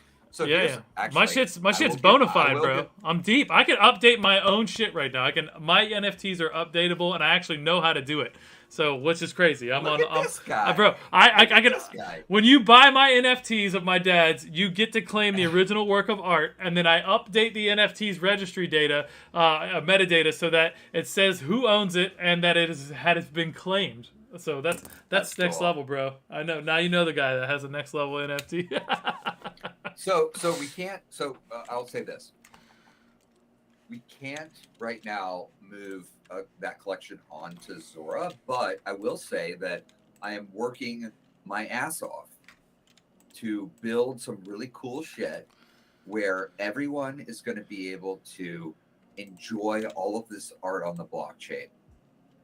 They're going to be able to enjoy it, and in that process, Carl will be able to pick up and aggregate and bring together all of those contracts into one place. Okay. All right. Yeah. Well, keep me in the loop, brother. And you know, I'm always happy to guinea pig. I do have quite the body. So I got 700 pieces of work of my dad's. I know. Which is sick. Hey, I gotta pull this Carl, up. you know about burn to redeem? So this concept of burn to redeem, where like you mint a token, right? Mm-hmm. And we put up a bunch of tokens, and then in order to redeem a piece of your dad's physical art, you have to burn the token, right? So this concept of burn to redeem is kind of like pretty cool. So in terms of like exchanging. Yeah. How do you feel about that? Yeah, no, I love it. I think the diversity and ability for people to express themselves and create collections, and I don't like how this is displaying. I'm going to pull it up on OpenSea. I love that, and I've seen some artists do that successfully. Quite cool, right? My concern, no concern actually. That is a cool way to do it. So, ... My thoughts and my thing in this space is that I created my collection to honor my father's legacy of creativity that I promised him I would do on his deathbed. So for me, I'm making sure that even if I don't get my dad's art to the level of where he gets the due that he was deserved, that he didn't get on his deathbed, that like when we're laying there talking and, I'm worried about the man dying, he's talking to me like, Carl, I never got my art out there. I'm like, Jesus Christ, Dad, like, okay, I said, I got you. So what I did was I made the first of its kind NFT art memoir. So you can click on any one of these pieces, right? Like faces of this one right here, Mayday, right? This is an NFT art memoir. So what that means to me is like every one of these, I wrote a story about my dad, and each piece minted it to the blockchain with the art from my father. And then I have a rating system on like, hey, look, so this one's unclaimed. This is the size it is. This is the style. This is the year it was made. These are the colors. Does it have a signature, right? And then I created levels, like the physical condition levels. I meticulously documented this shit because I wanted this to exist forever. Right, I want to make sure that it might be 200 years from now that my dad gets discovered for some reason, or maybe it never happens, but at least I put it out there so it's in perpetuity going to be potential that someone thinks his shit is cool, or maybe it'll just be me. You know what I mean? And I think that's the whole concept, Carl, of like mint it, fuck it. Like we have a thing at Zora, sometimes we say it's kind of like, fuck it, mint it. And that just means market. Right? It just means it's like put it out there in a place that everyone can validate and recognize that it was there. Yeah. Whether that's an idea, a piece of art, a piece of music, it's just a way for us all to agree upon one thing. Totally, man. It's beautiful. Yeah, I love it. And in my collection, this was the first one I ever did collaboratively with him, right? So I took a sketch of his and then I drew over top of it with my with some colored pencils. I don't know. There it is.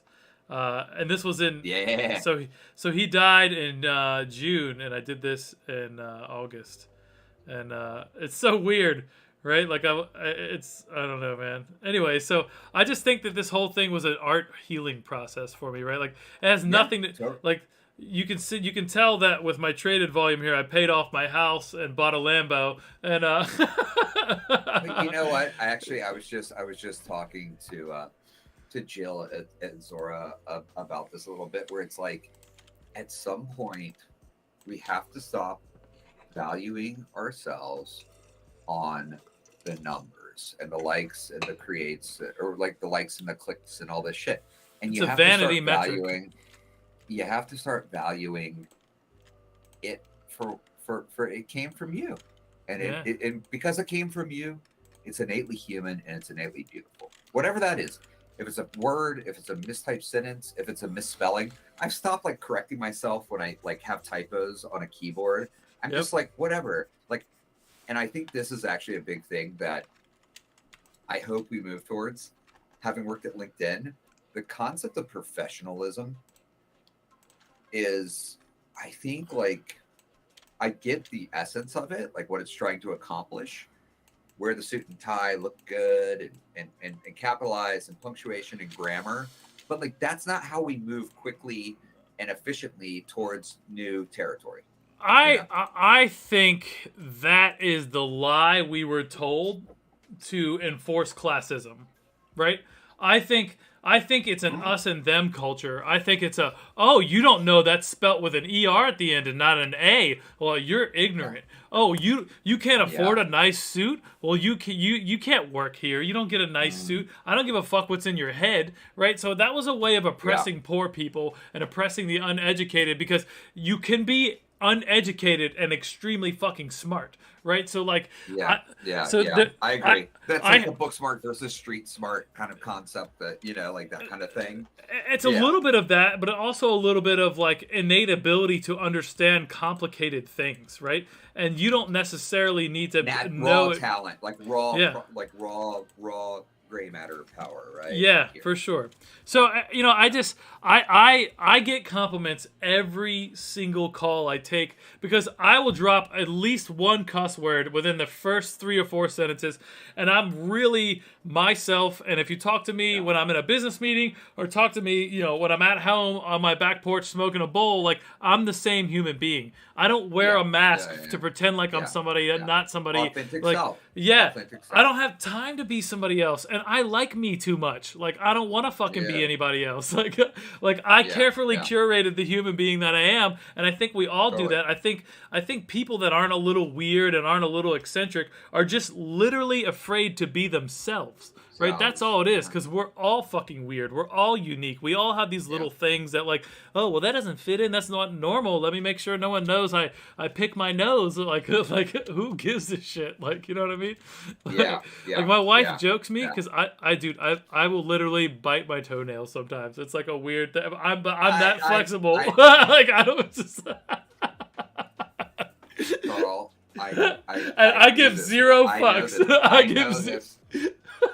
I know this about you, and I think that if I told Trish, some people would vomit at that. Also, because I don't wear shoes. I don't give a fuck. But guess what? My immune system's fucking dope, y'all. Like, it's fucking fantastic. I will walk out of my yard in the garden all day with no shoes on. I'm healthy as fuck. So, you say what you will about it. I see gorillas eat shit. I see gorillas eat a fucking turd from another gorilla's ass. And they're perfectly healthy. I haven't regressed to eating turds yet, so don't judge me. All right, that I'm one good. got me.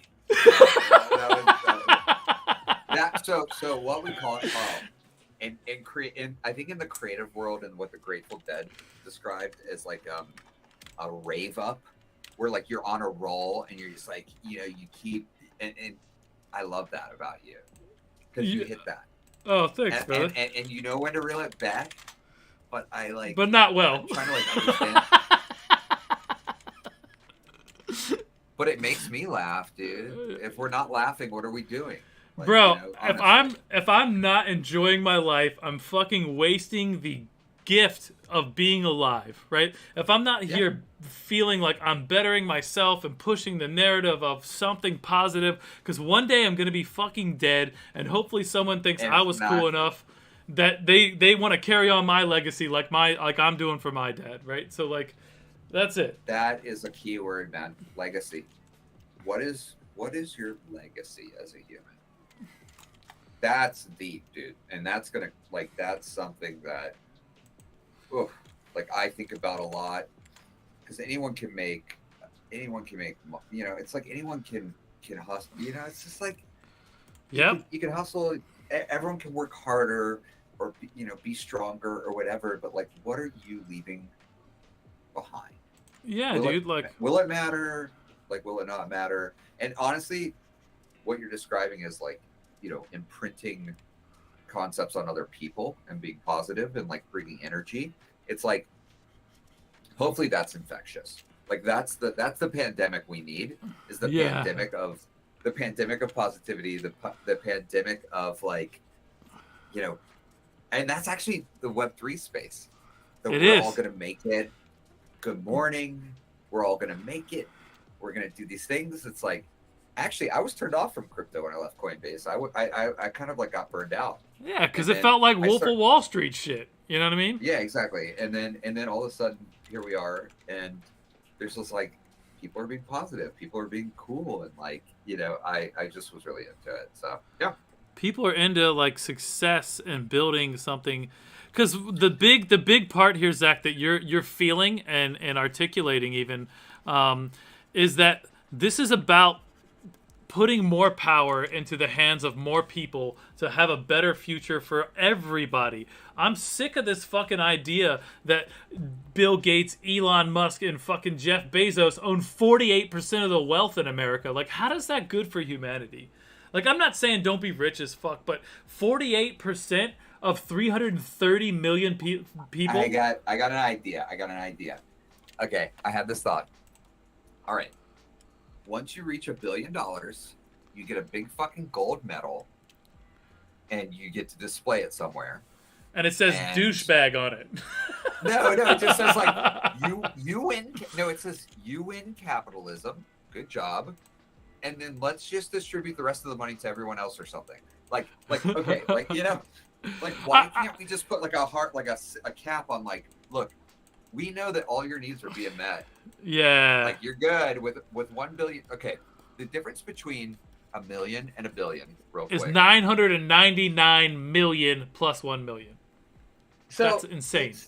Like yes, that is true.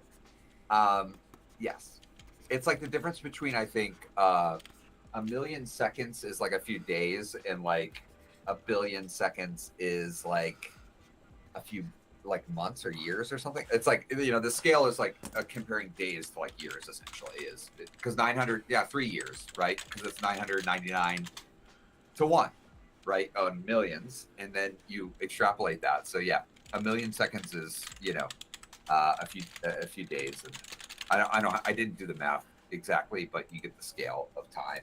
It's all right. 1 billion years. Here we are. No. A billion seconds is how many years? Okay. 24 Okay. hours. Okay, I'll do let's 1 million. see. 1 1 billion seconds 11 is days. and a billion seconds is 31 years. There you go, buddy. That was the stat I was looking for. So a Yeah. million seconds is 11 days, and 1 billion seconds is 31 years. It really puts into grasp the egregiousness, and also vividly reminds me of that Justin Timberlake movie, where like they'd solved aging. I love JT. JT. So go on. Yeah, JT's fantastic. He had great hair when we were kids. I remember when I had the frosted gelled hair with the curls. Guy's fucking crazy talented. He's insanely crazy talented. Carl. Do you remember when I was in the Hispanic dance club? And no, like, Zach, I missed. I missed that entirely. You were in the Hispanic. Go fuck yourself. No, you weren't. Yes, I was. I love it. Paul Kincaid and I were in the Hispanic dance club in high school. Oh yeah. Wow! Yeah. I got a story about Paul Kincaid. Merengue and salsa. Yeah. I got a Paul Kincaid story in a second. Whenever you're, just remind me. So, anyways. Okay. So how'd that go? Tell me. Like you brought it up. What's the like? Let's talk about it. Yeah, I mean, what, the Hispanic dance club? Yeah. It sounded like it was a legit thing. It was super legit. I think Paul maybe actually started it. And, okay. Yeah, it was cool. We like met in like the forum, like, the area outside of the theater, like every third Wednesday, and we learned different styles of Latin X, like, dance. Okay. It was called Hispanic Dance Club at the time, and I don't even. That's not even like that's not even the term we use anymore. You know, it's funny. What is the term we use now? Latin X or something? Latinx. Yeah. I don't know about the term, but I'm not the guy, and I'm not Latin, so I don't really have an opinion. I'm not either. Yeah. I spent some time in places, but I don't know. Yeah, I don't know shit either. Hey, man. look, dude. Here's the meta comment. Okay. I'm on it. I'm ready for it. You ready for it? Mm-hmm. Everything's fucking made up. Okay. At the end of the day, everything's made up. A company, a brand, whatever. That's all just made up. Yeah. Right. And the sooner that you can understand and realize that everything's fucking made up, hopefully, the more fun and looser and like liberated you could feel about how you live your life, and the more risk you can take, and the more this, that, and the other. It's not some like hard to find thing just because people told you that your whole life. Everything's made up in kind of a joke.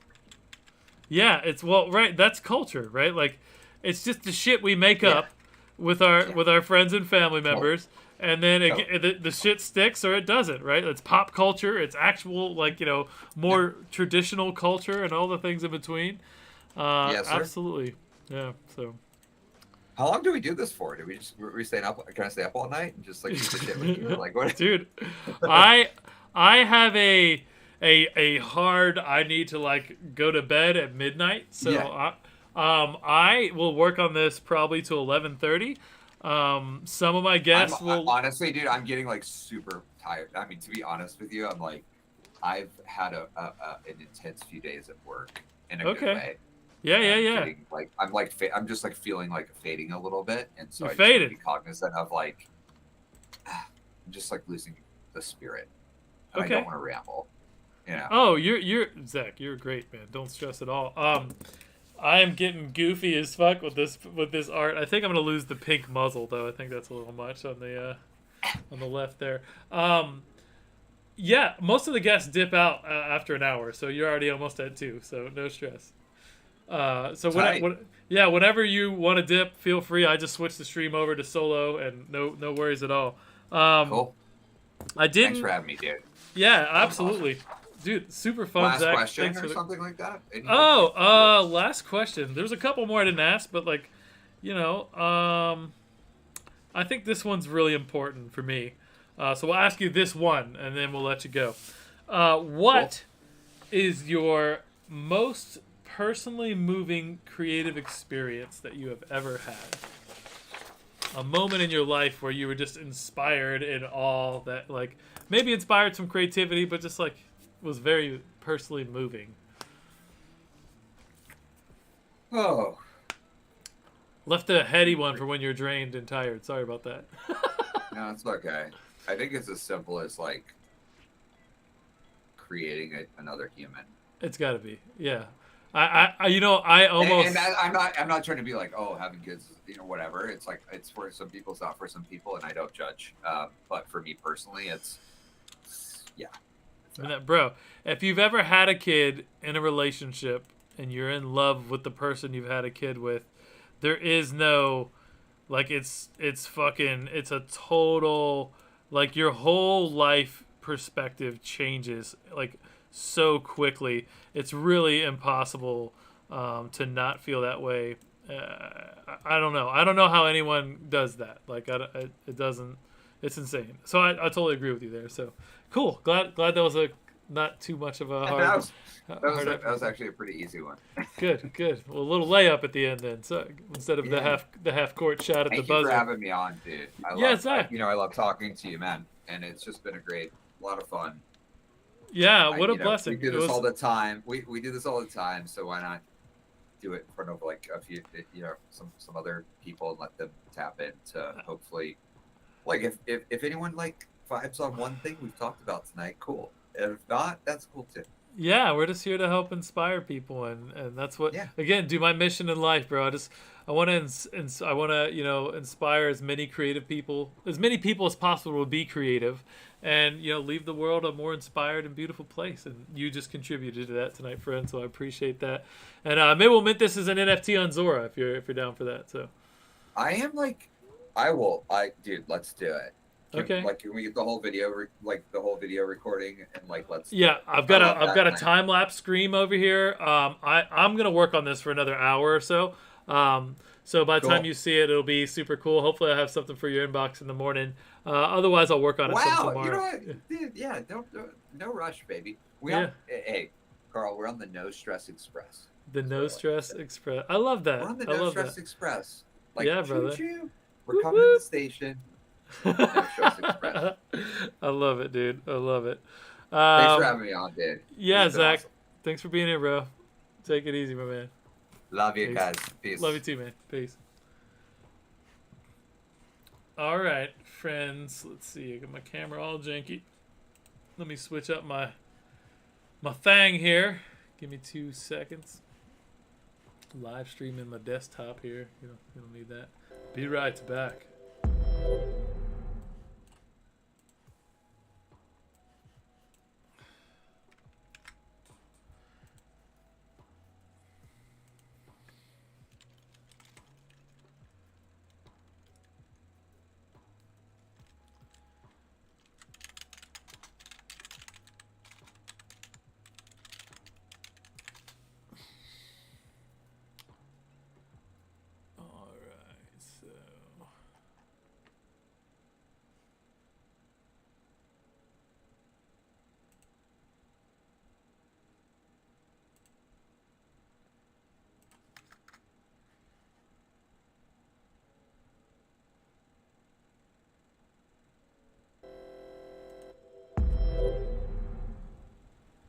The question is, can I get my video back? I always have some interesting adventure doing this.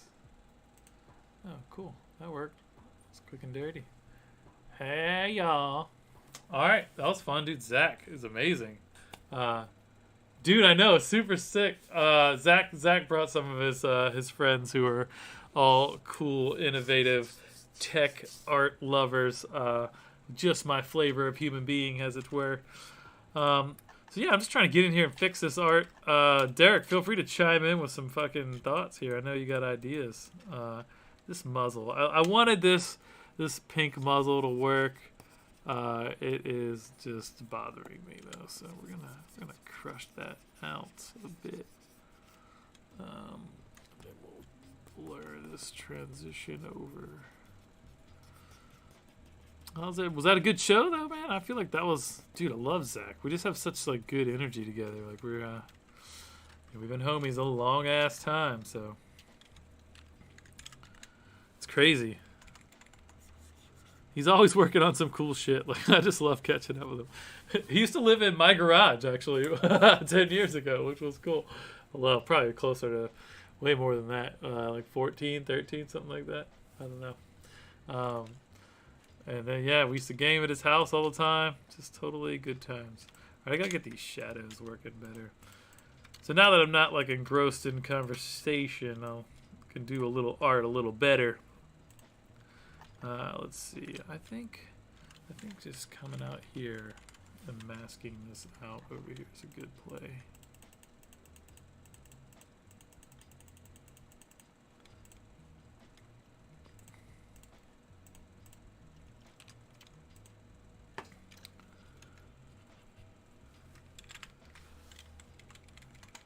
I shouldn't have removed the... Let me see. Just making more work for myself like a jackass. Oh, I got these shadows fucking wrong. Way to go, Carl. It's this doesn't even look right. Alright, let me cheat. Because why not? Efficient use of my time and the technology. If I want to get into making sure that I'm drawing amazing all by myself, I'll do that on another night. This is photo manipulation. And this is my insecurity talking about somebody judging my artwork. Because I shouldn't give a fuck.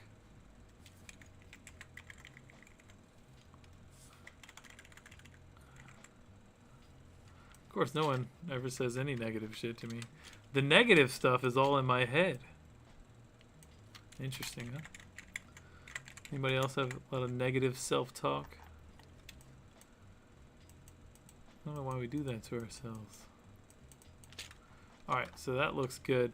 So then I am going to do this cool thing where I snag out this shadow and this shadow, even around the paw there. And even add that selection to it. Then I'll jump that up there. Oh, opening the wrong shit here. Let's see. Bro, they fucking need party cone hats. Yo, it's a beach party. Respect, Derek. See, that's why I pay you the big bucks, Derek. Like, I'll get you that, you know, that extra bonus we talked about. Yes, party hats. Let's do that.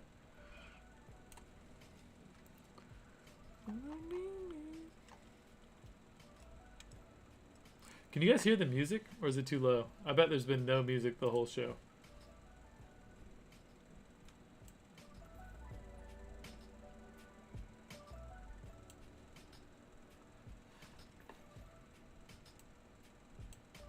Is there music, Derek?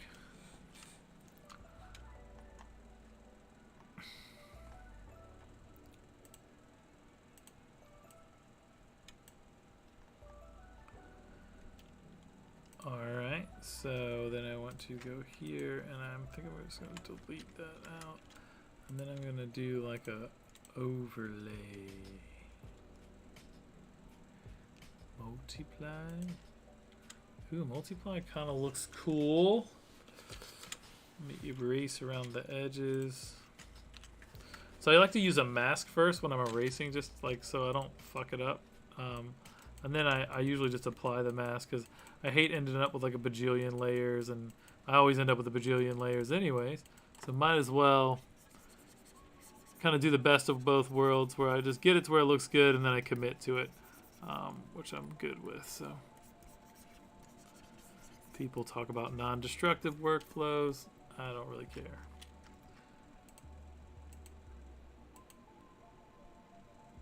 So the shadowing in this part here is a little interesting.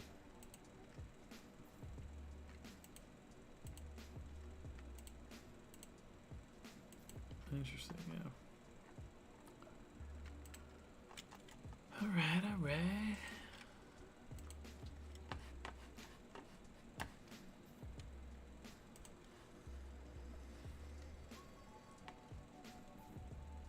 Not a rough life. Bro, down for it.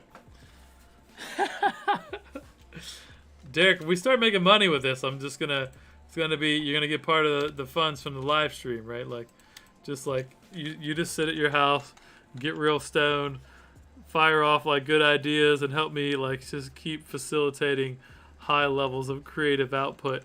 And then I think we're just in good shape then, you know?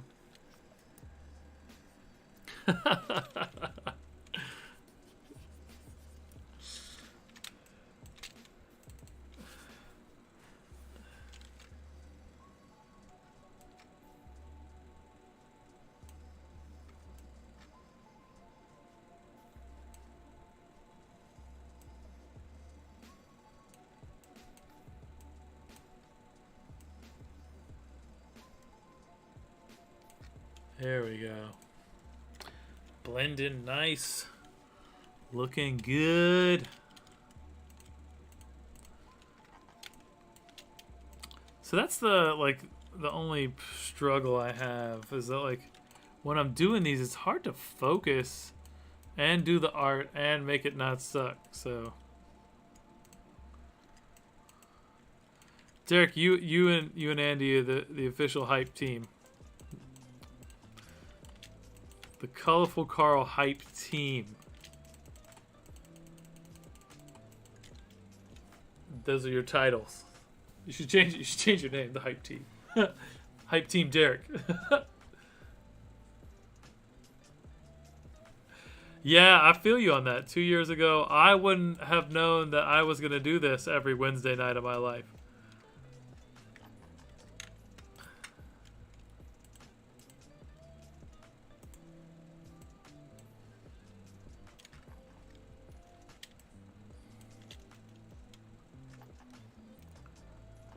So where's my shadows?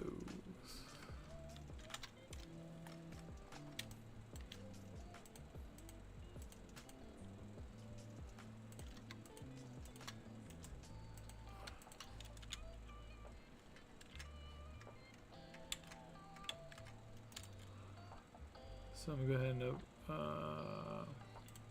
apply the mask. So that just actually deletes all this shit. And then I'm just gonna add in a little more, my own shadow. Actually, I want to do a little trick Ross taught me. So I'm making this the shadow of the yellowy light, right? So let's grab a real bright yellow, go over to my color wheel.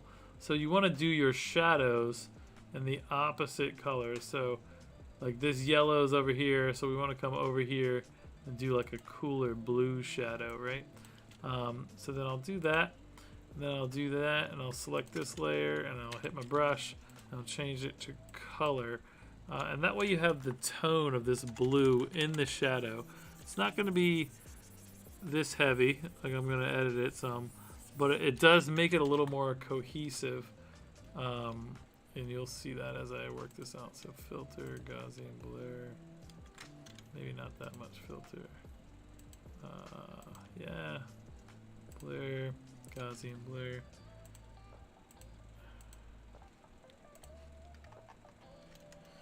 Alright, and then I'm gonna wanna like smudge some of this shit over here. Just wanna fill in these little gaps from where I was cutting layers apart and stuff. That gets a little janky sometimes. That's a high level technical term. Janky. So then I'll come on this little paw and smudge it out a little there.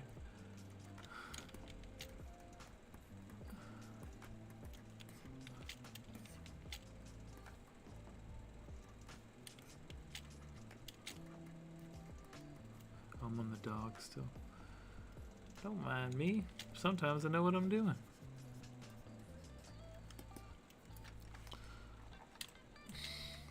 It's been a fun realization over the past few years. Like, I actually really know what I'm doing with shit. Adulting is fun.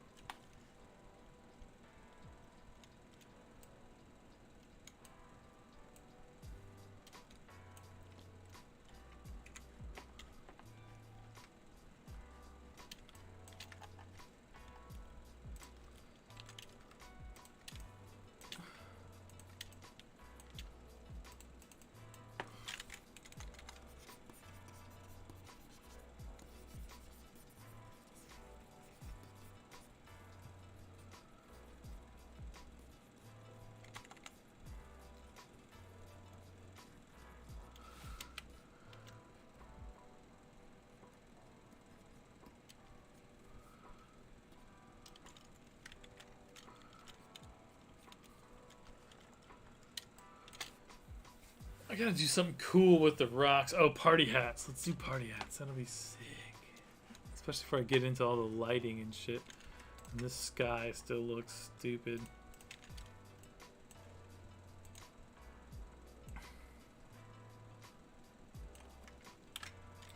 Take another piece from the old Rastaman Teddy Bear. Rastaman! That was my dad's nickname. Crazy white guy. Crazy Greek guy. I mentioned earlier, I don't actually claim whiteness ever.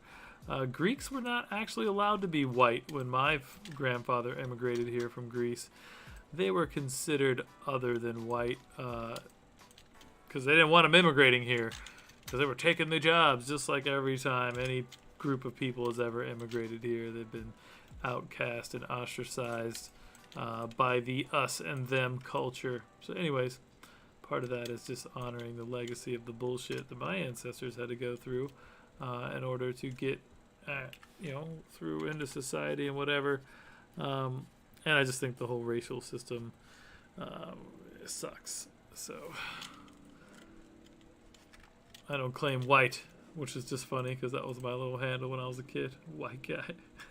So stupid. Been a nostalgic show tonight, friends.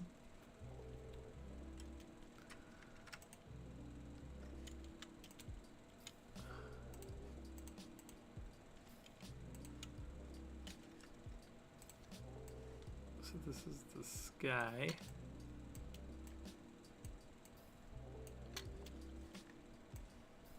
Well, I haven't been checking the multi-stream chat. Rasta. That's Teddy. Rasta. Did you ever hear him be called that? I don't know if you did, Derek. Maybe you did.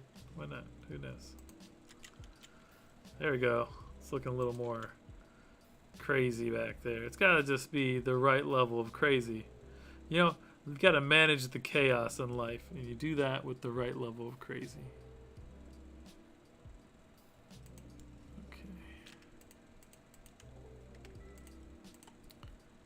I had these stars, but I'm on the fence about them right now.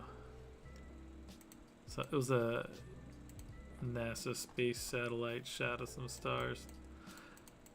I do need to do like a interstellar galactic shit again soon. Those are fun.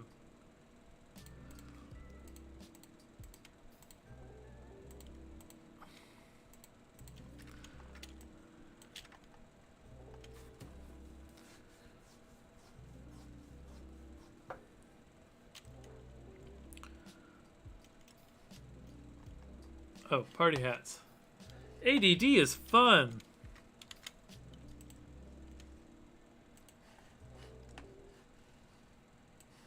All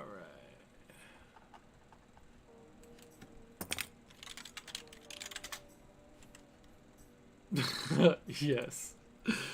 Oh man, this is gonna be fun. What a great idea, Derek.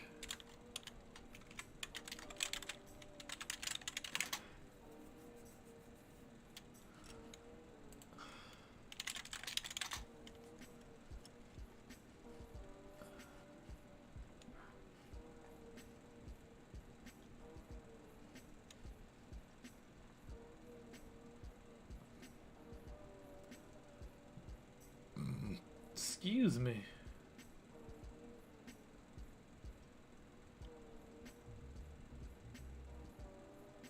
I got him.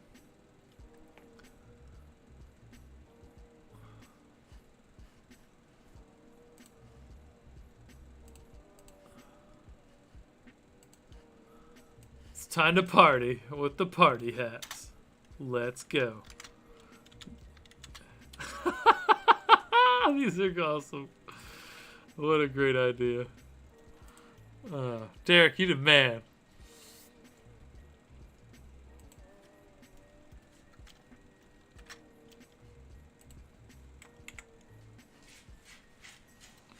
Photoshop is so easy compared to what it used to be. Back in my day.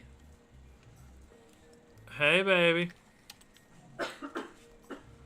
Thanks for handling the dogs.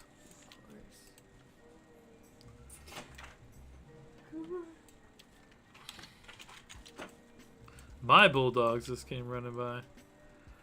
Guess I gotta do like a portrait of them at some point. It's almost like an obligation these days at this stage. Alright, so what color should these hats be? Babe, what color should these party hats be? I don't know. I kind of like them red, gold, and green. Well, I only need 2 of them, so which ones do you like?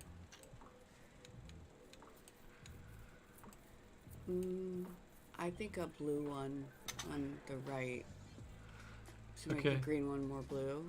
Yeah. And then put the gold one on the left. Alright.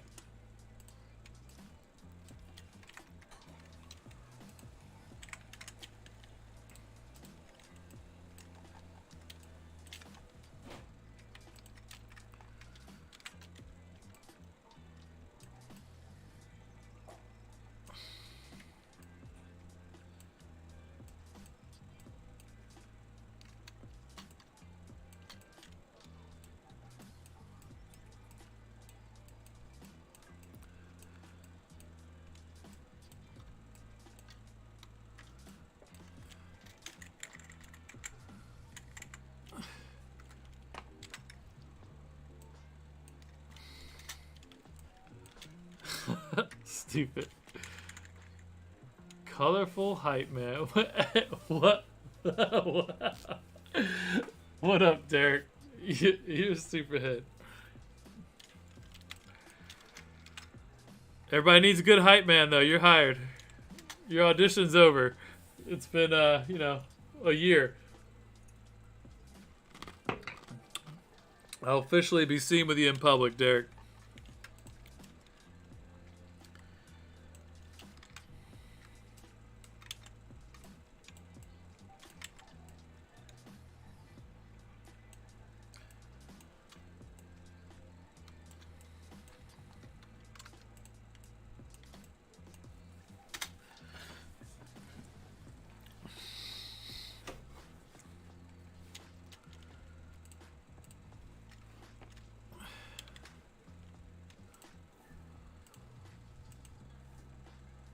These might be too festive for a party. We're gonna see if I can make them work. Let's see.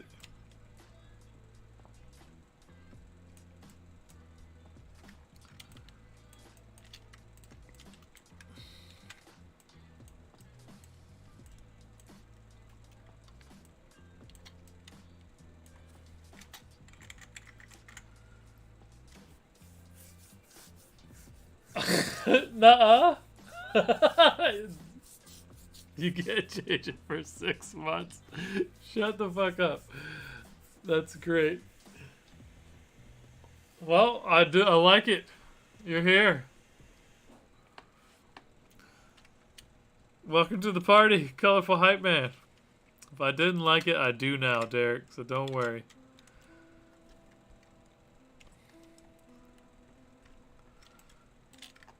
I got you.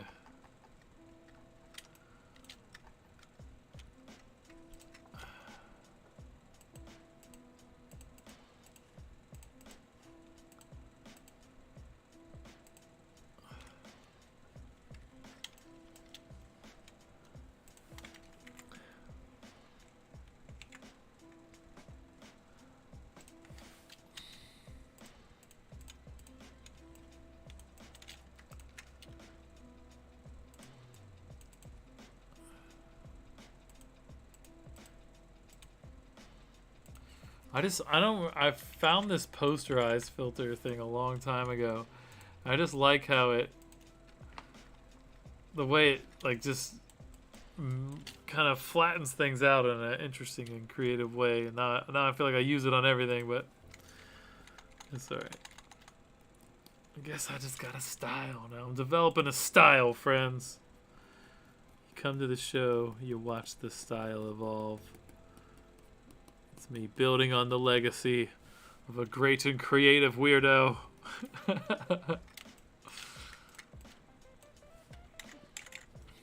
miss him.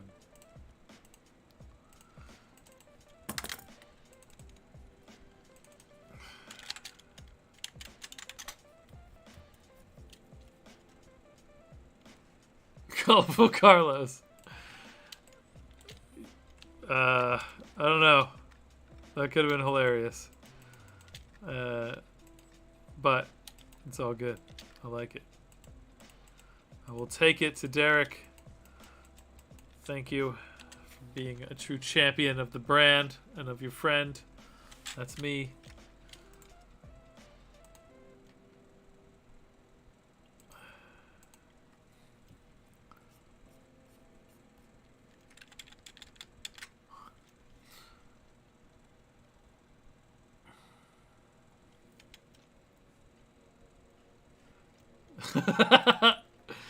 Colorful Nightbot.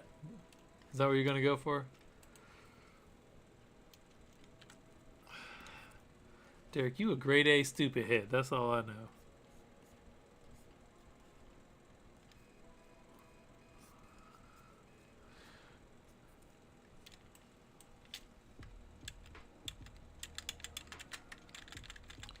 This is like going on uber thick.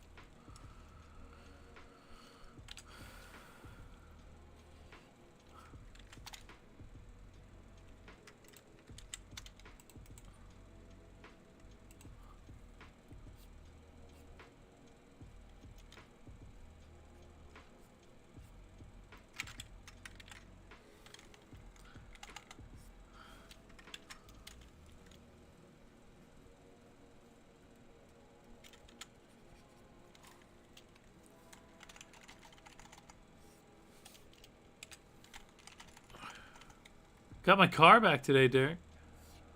So exciting. Half the shit, there's still a bunch of shit fucked up with it, which is unfortunate, but it is in my driveway, and I don't need to Uber to places now, which is nice.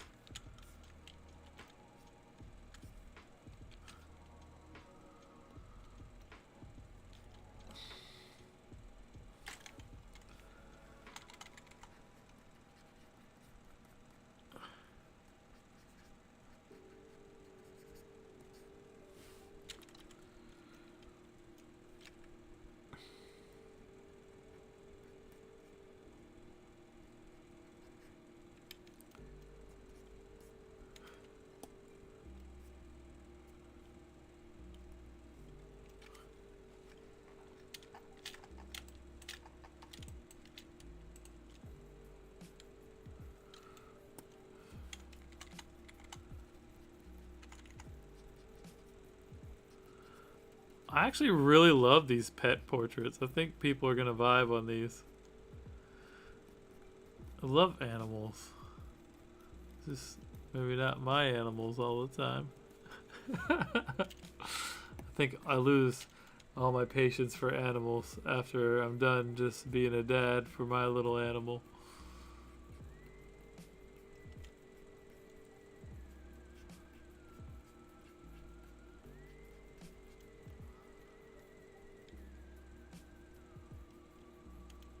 You're obsessed with your wife? That's good. She's a keeper, Derek. You should be real excited about her. You damn picked the wrong one before, yeah. Like you should be excited that you learned your lesson, got you a good one. She's a keeper. I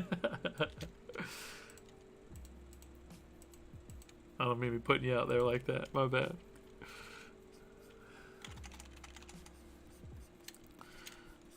She's way prettier than you too. That always helps.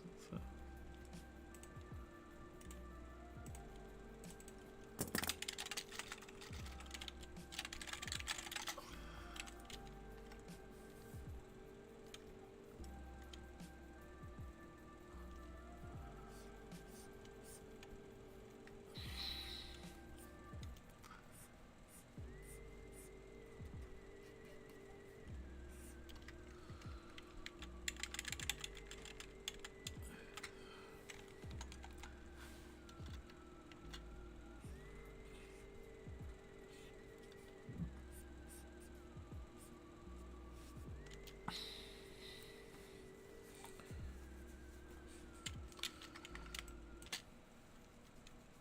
I feel like the hats aren't really...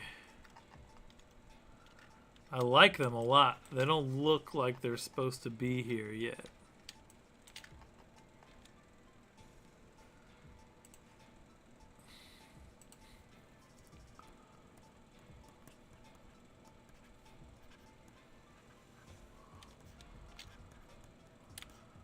I think I just need to fuck them up some.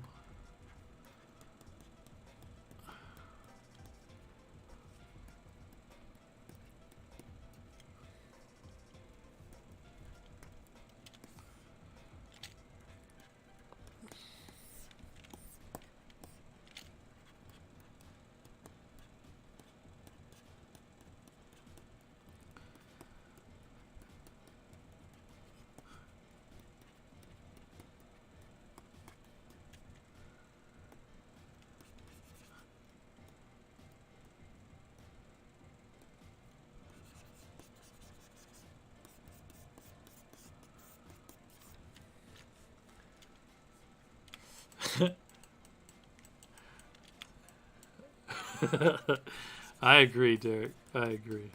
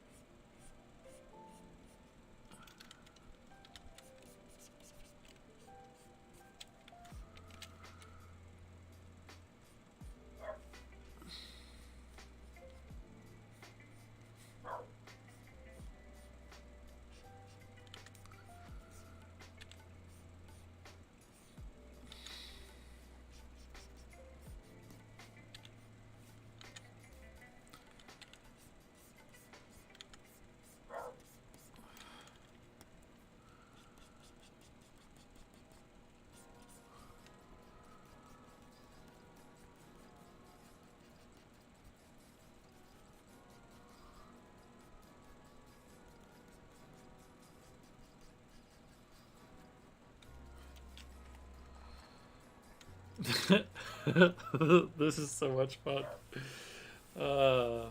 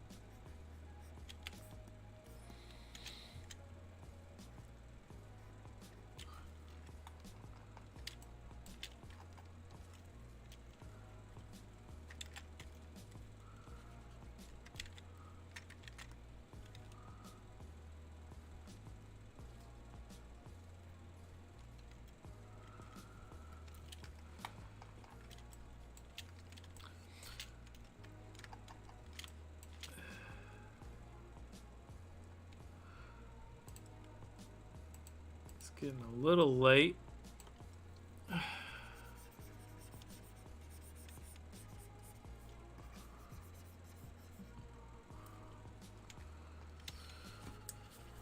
Oh, man.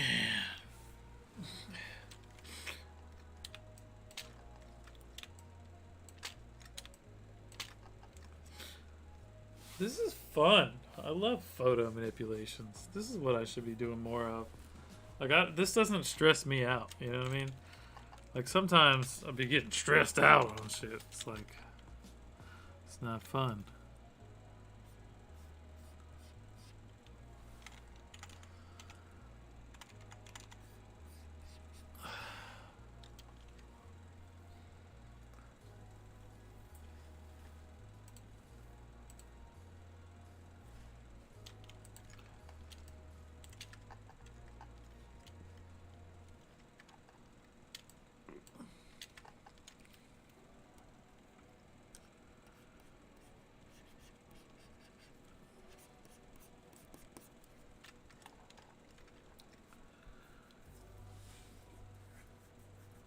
I think I want to put another light in, like just a crazy. I don't know. I don't think that's gonna work though.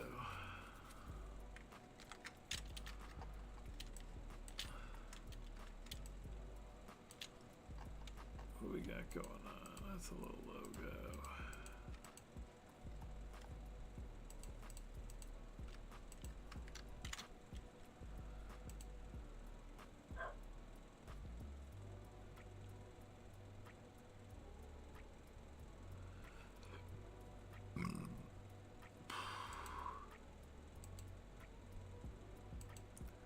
Which one was the piece Zach really liked? It was this one. Yeah, it was.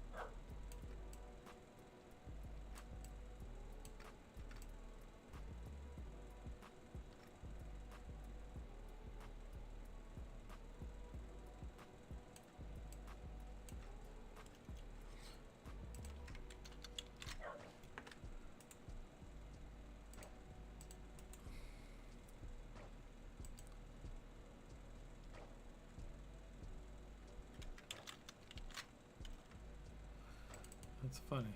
Blended totally different.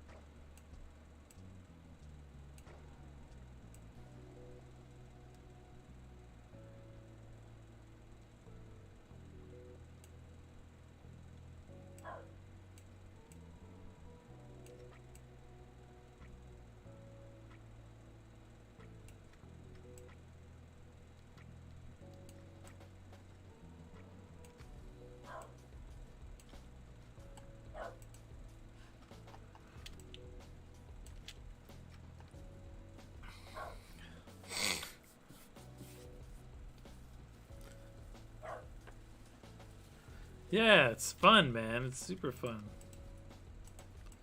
Just out here having fun, living my best life.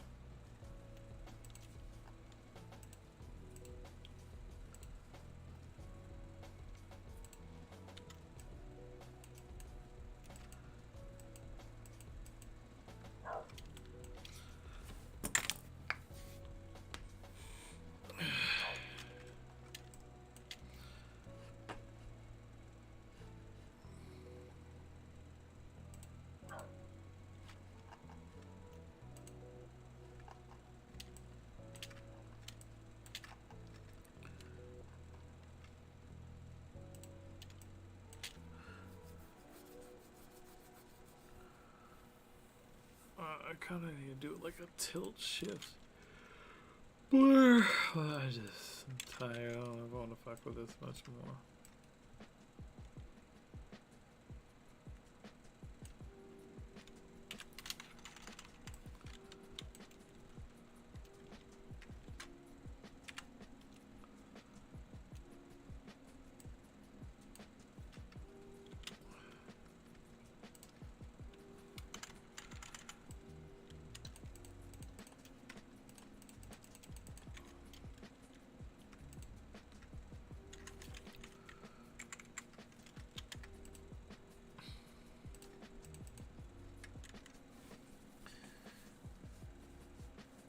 That shadow on the back of the dog there.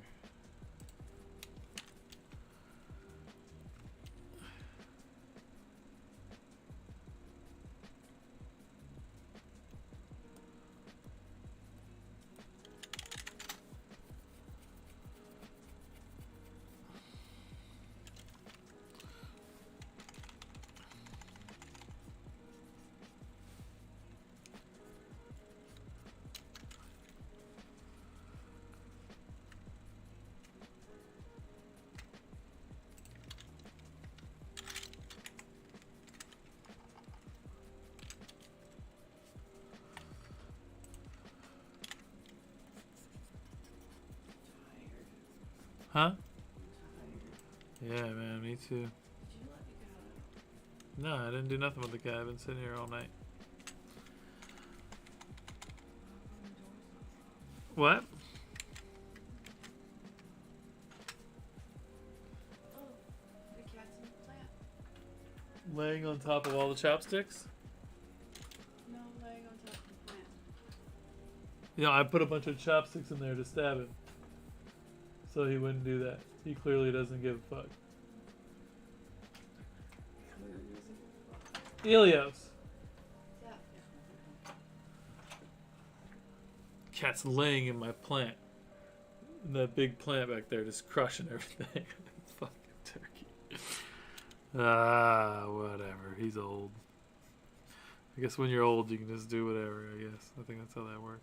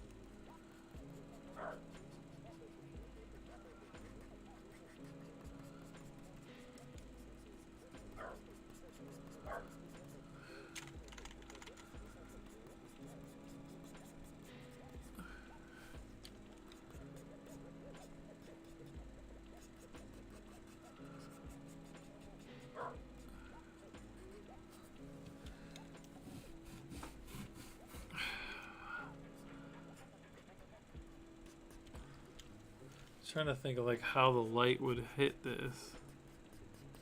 So the light's coming. Let's see, let's zoom out. This way, so it wouldn't really. It wouldn't get any. Maybe on like the outer part of the ear. We'd get a little out here. Yeah, it feels about right.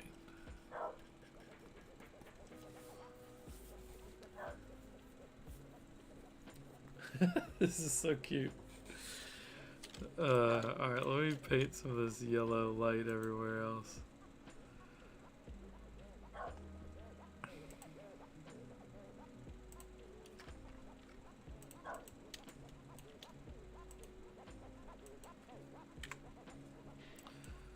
I don't even like that layer. We'll just trash it. Little mountains, little shadow. Dog shadows. Dogs. Alright, so we're gonna do yellow BK light.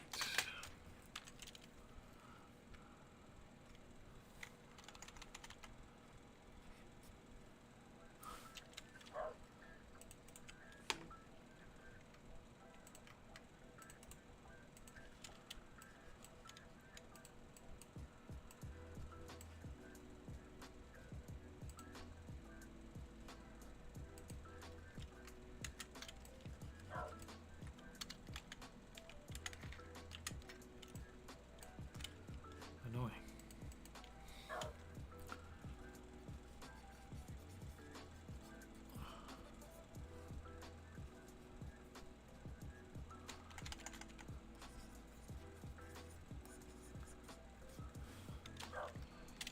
It's too much yellow, but we'll make this work.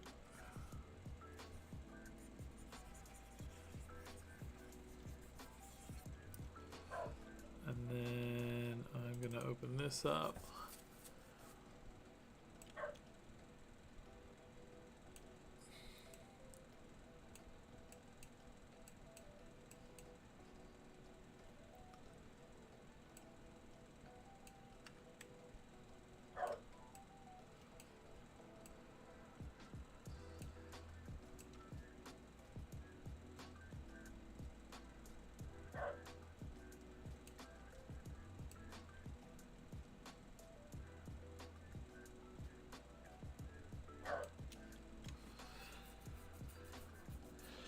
cool.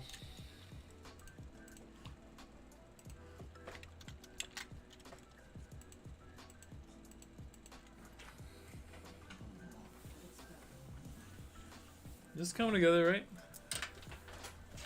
Yeah, I like it. It's cute, huh? Mm-hmm. Derek had this crazy idea with the party hats. I like it.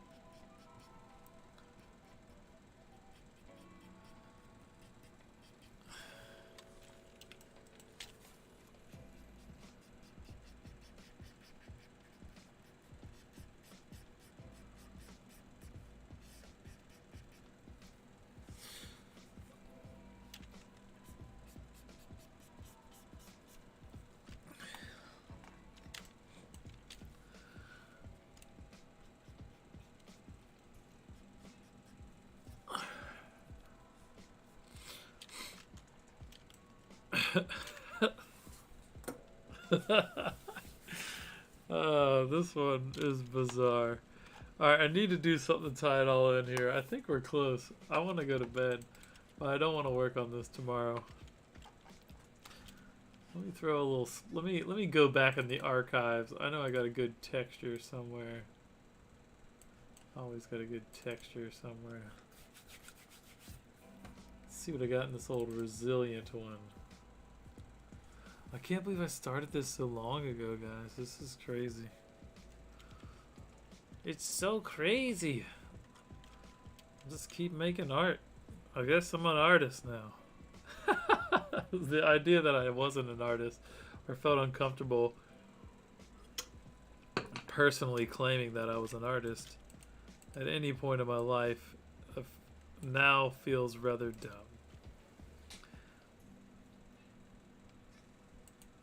Maybe it always should have. I don't know if this works on this one. It's fun.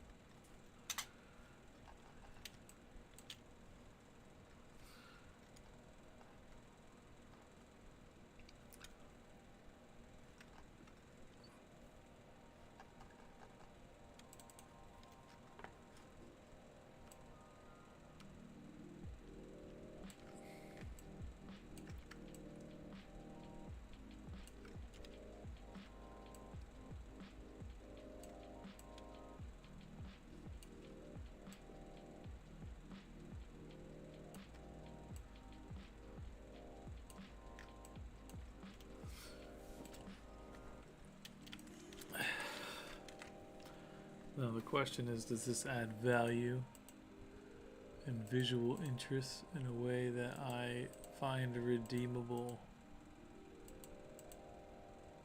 In the water a bit, maybe. Let's see, let me grab them. I just hate messing up like the faces of the animals.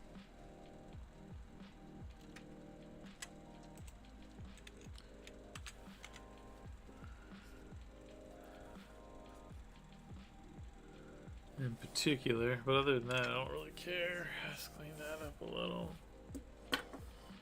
I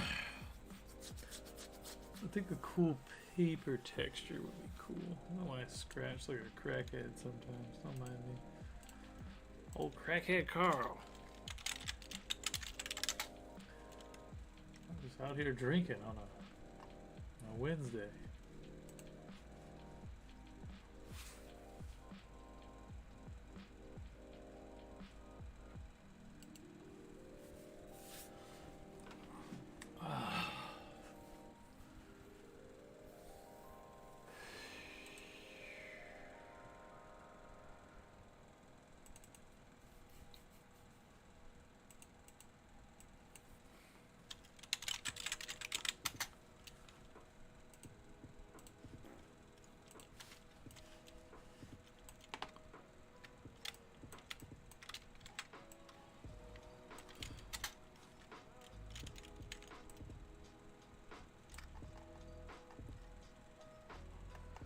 Yeah, I can make that look cool. Weird size, though.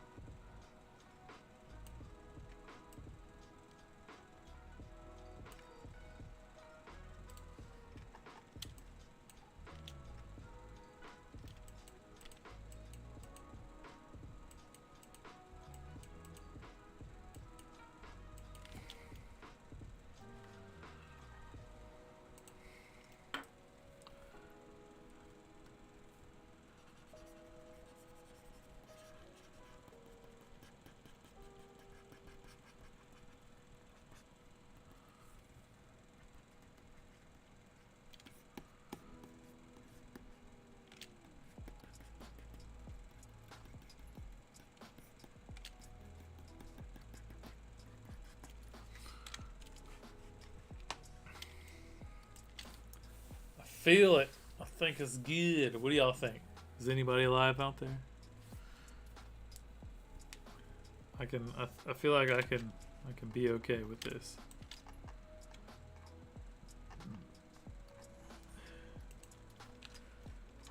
I've come to accept that me making a piece of art in an evening will rarely, if ever, yield something that I'm absolutely in love with. But I mean, there has been a few nights where I just giggled the whole night because it was stupid how much I liked everything.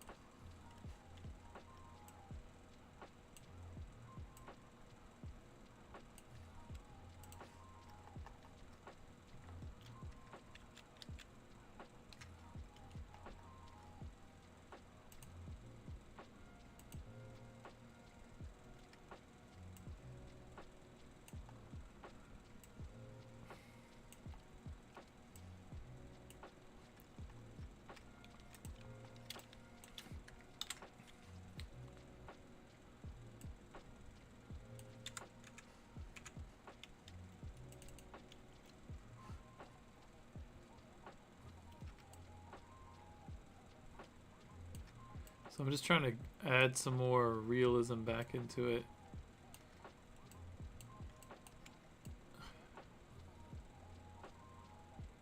But not too much.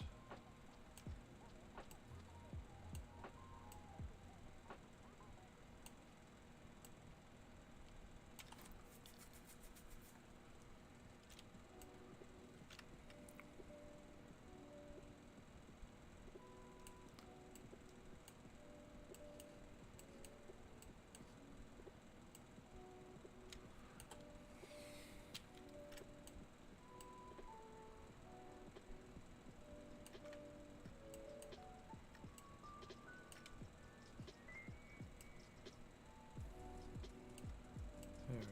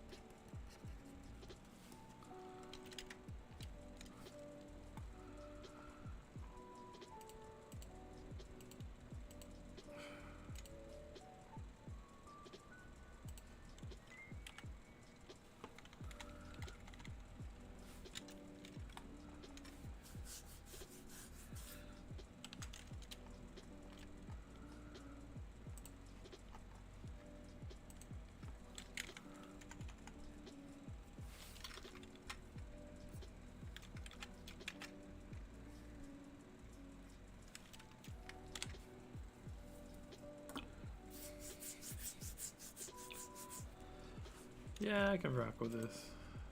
So I want to do maybe something cool in the foreground. What if I did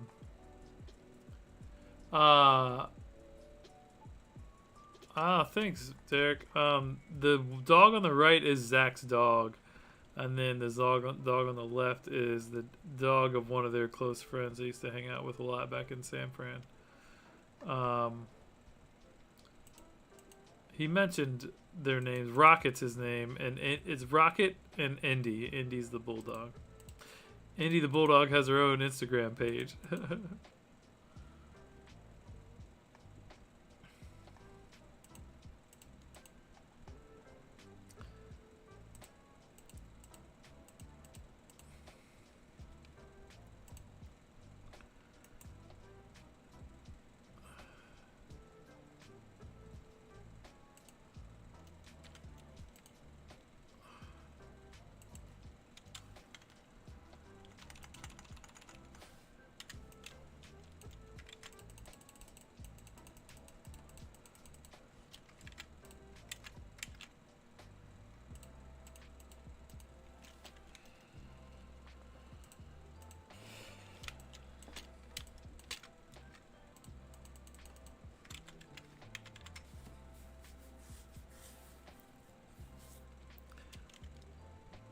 Oh, I didn't mean to do black. I meant to do white. I guess it's functionally the same.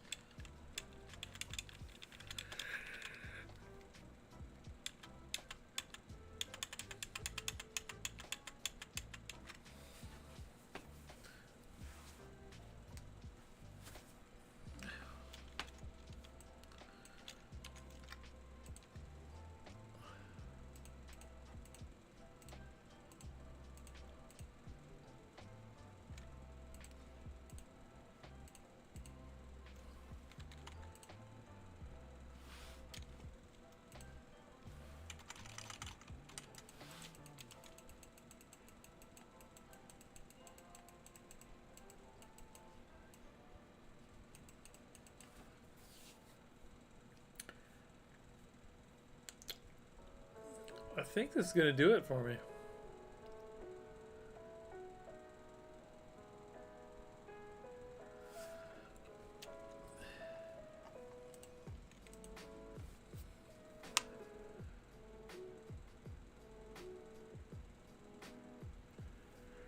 Too bad you couldn't put the Golden State bring connecting the two landmasses in the distant background.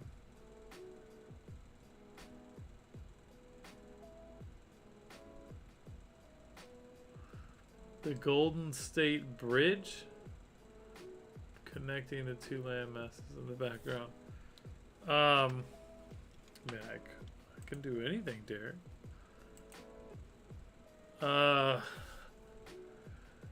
But I'm not going to.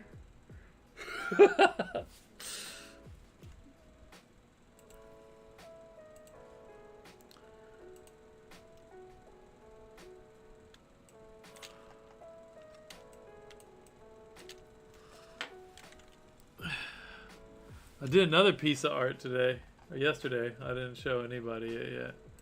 Want to see it? You ready? The exclusive. No one's seen it yet. I haven't finished it, but I did this yesterday. I'm gonna mess with it some more. It's not quite there.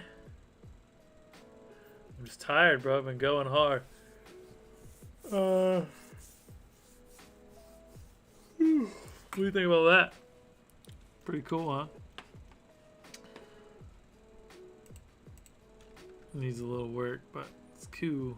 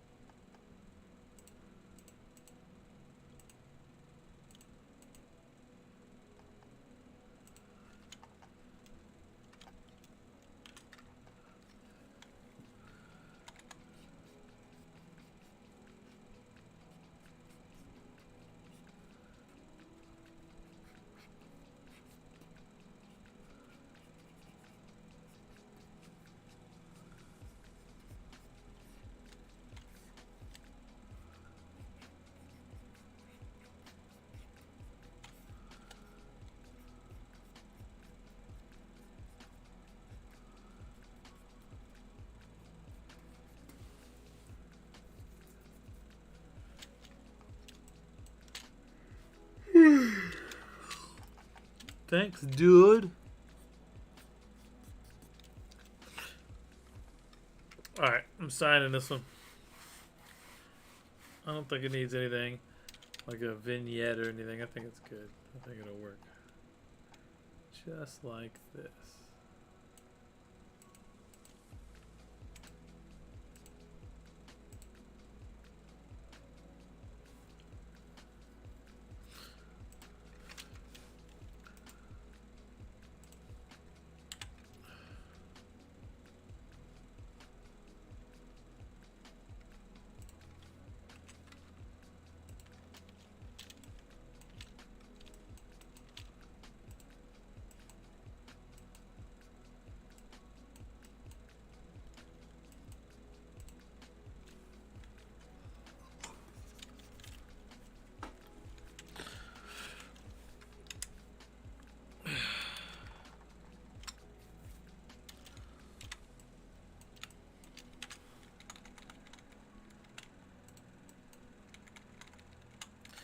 I think a little hot pink will work for me tonight.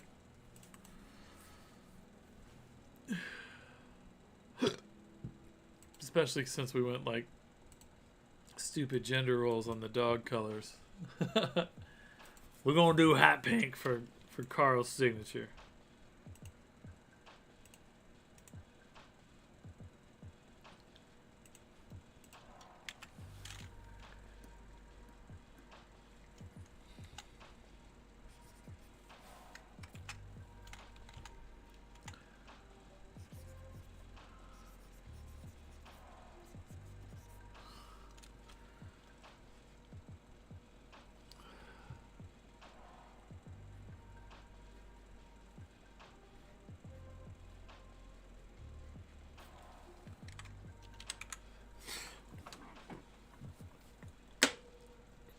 Done. All right, cool. I hope you guys really loved the conversation and the artwork tonight and just doing the thing. It's always fun. I never know what the fuck I'm going to end up, what they do tonight, which is always just a fun little game. Make sure that you guys, if you're tuned in for this the first time or you're seeing this or whatever, please follow, subscribe, do all that bullshit. I hate even talking about those things, but that's what essentially fuels the continuation of this content creation. So if you found any value in this, or you thought this was cool, or it tickled your fancy in any way, please consider, just clicking follow or like or subscribe or whatever fucking platform you're looking at this on. And yeah, reach out to me. I love to, do commissions for people. We're always doing little giveaways. I think we got one going on now. And yeah, I'm always humbled by the reactions of people, and this is just so much fun, and it's like really cool to honor my dad's creative legacy and keep making new cool creative shit with his artwork. What a pleasure. So yeah, anyhow, love you guys. Thanks for watching the stream, and have a good time. Hopefully you are more inspired than you were before I started doing art, before you started watching my stuff. I don't know, I'm rambling. Yep. Have a good night. Peace.